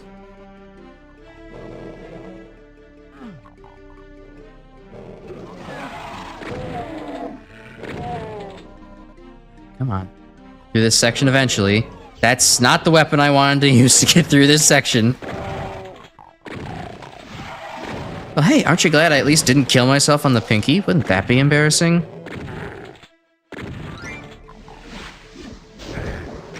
God, that imp is still down there and is pissing me off.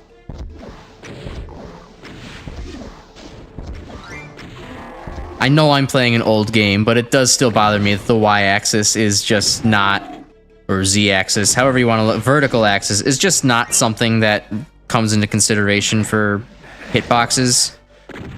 Or range.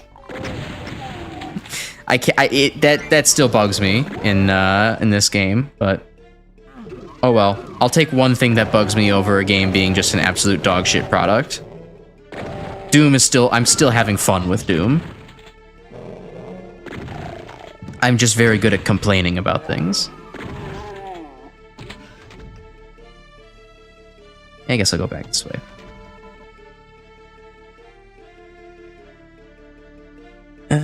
Let's see. Hard to get back into vanilla 1 through 3. They got some very annoying moments. I actually really like 1 for some of its flaws, but I agree with 2 and 3. Like 2 and 3 are really just like my least favorite games. We've kind of already, you know, we discussed yesterday. I'm not a fan of the weapons in that game, and then 2 is a mess of its own issues, as we've just described.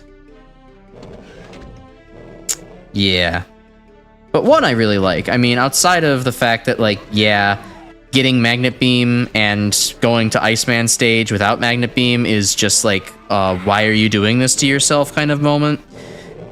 Outside of that, I find a lot of freedom in the game, and I still manage to have fun with, you know, going through the levels in varied order. And it's not like I can't do Iceman stage without a Magnet Beam. It's just not fun, not usually what I'm up to. If I really am up for it, then yeah, I'll challenge myself and do it, but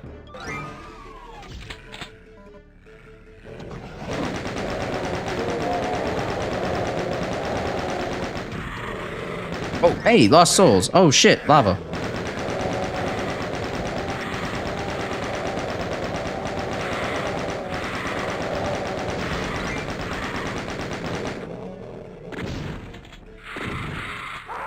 Fucker, I knew he was above me.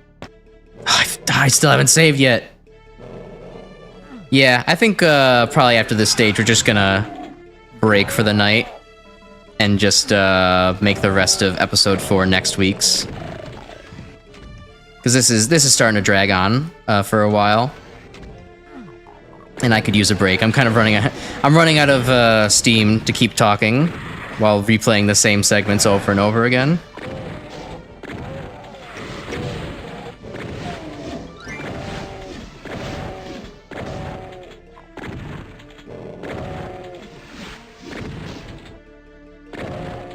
Why am I using the shotgun? See, I'm so out of steam. I'm just kind of autopiloting at this point.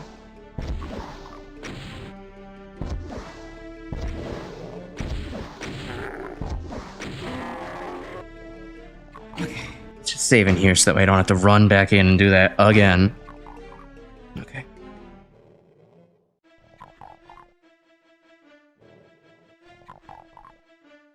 Too revamped is a solid way to play Mega Man 2. Oh. I'll have to keep that in mind. It's probably what I would like to do instead of actually playing the vanilla game. It's to least favorite in the classic series, I would also have to agree. I still dislike 2 more than 3. 3, I have an issue with the weapon set, but I think the game design is at least a little bit better in general, and I like dock robots as an idea, even if they are maybe kind of stupidly difficult in some respects.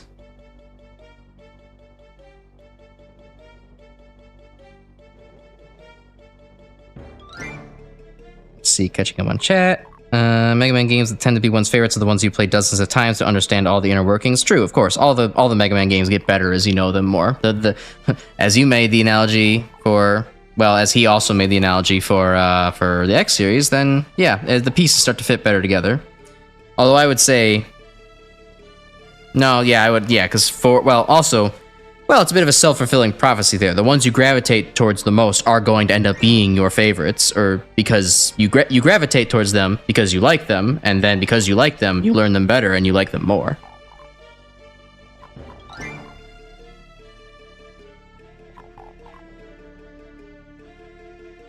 The forms you got it. Yeah, that is what makes custom Mega Man stuff fun. You don't have to just be restricted to what already exists out there. X1 does have the issue of being unfun without the dash. Very true.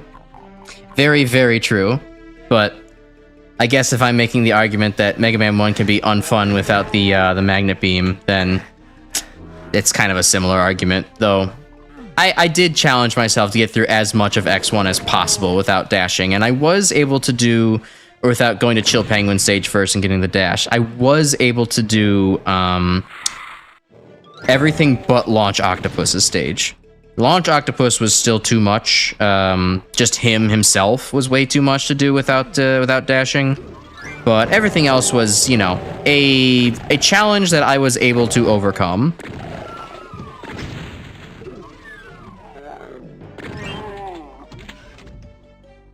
I don't know if I'd be able to do absolutely everything else, but, you know, throughout Sigma stages without dashing. But, you know, for what's there, I think it's fine.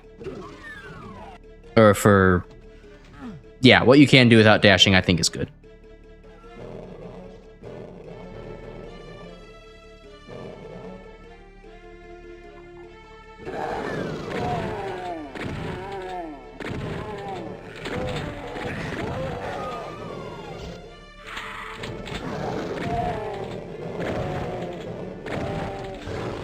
Thank you. Did you have to take the elevator with me? Oh, son of a bitch, it got me again. It got me to back up into the nothing, into the goop again.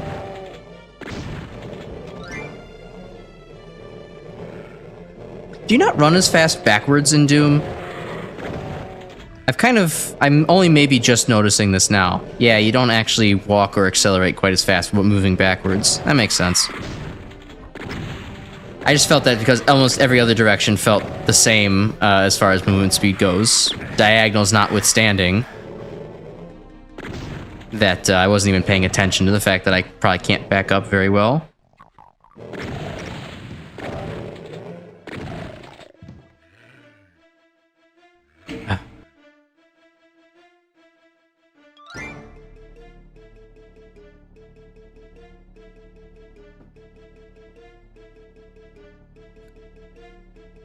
Armadillo first now. Stage and boss are pretty manageable even without the dash. Plus rolling shield's effectively the same power as a charge shot. Yeah, it does do good work in that respect.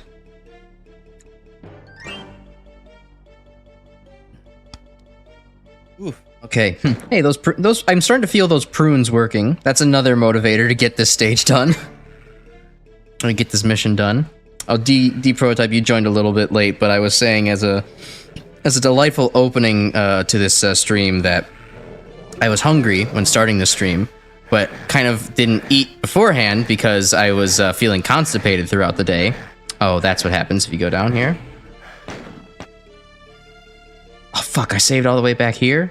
I thought I was... Damn it, I thought it was sooner.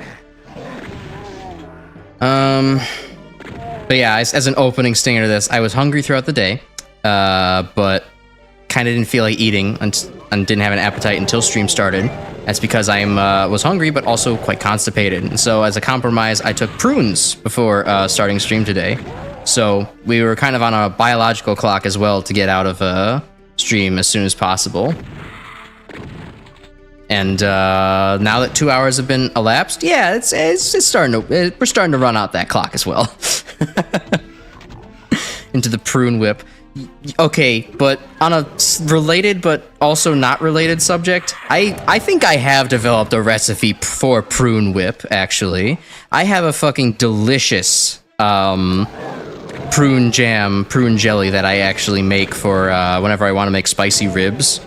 I basically just blend together prunes and jalapenos. Well, no, I coat them in sugar and then boil them to, you know, cook them a little bit, then blend them all together and make a very delicious prune jelly.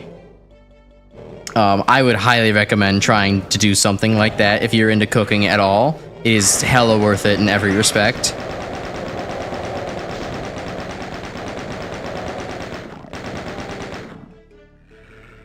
Because and also it's like, it's great because too, unlike a lot of other jellies, you don't even need to get like a bunch of pectin to hold things together. Like the fact that the prunes are very fibrous tends to, along with all, you know, all the sugar content in it, tends to hold it up together as a very solid product. It's wonderful. And, you know, spiciness of the prunes, or I'm sorry, the spiciness of the jalapenos mellowed out by the, you know, the kind of savory and very fibrous nature of said prunes. I have crafted prune whip. I am an alchemist. Now I just need to make people believe that it's not butter, and you know, I'll be full food wizard over here.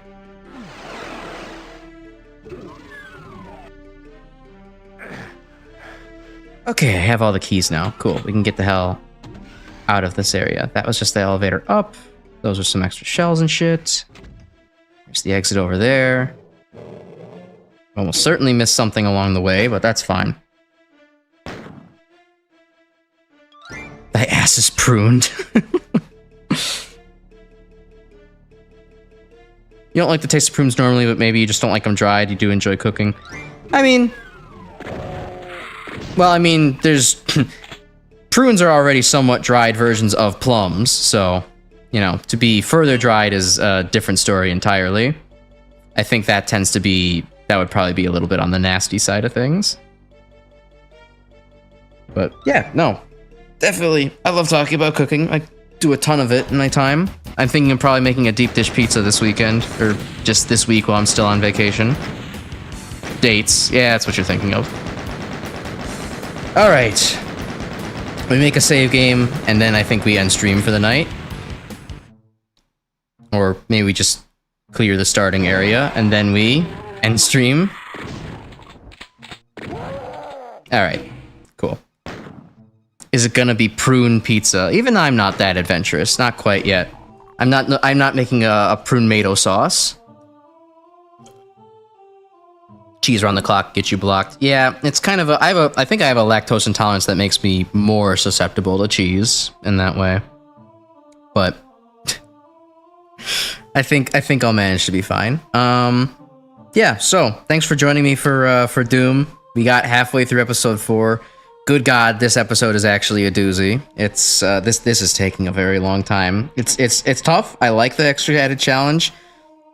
Oh, it is certainly a bit of a mental toll as well. But we'll be back and we'll finish it out, and then we can move on to Doom 2 in a couple weeks. So yeah, have fun finishing Mega Man 6 there, Grim. And starting on the Mag Mammal 3 Green Stars, that's gonna be a experience for sure. And yeah, I'll catch everybody, you know, next week for I guess X7 on Monday and more Doom on Tuesday. So have a good night. Wake up, go to bed, eat your vegetables, brush your teeth. See ya.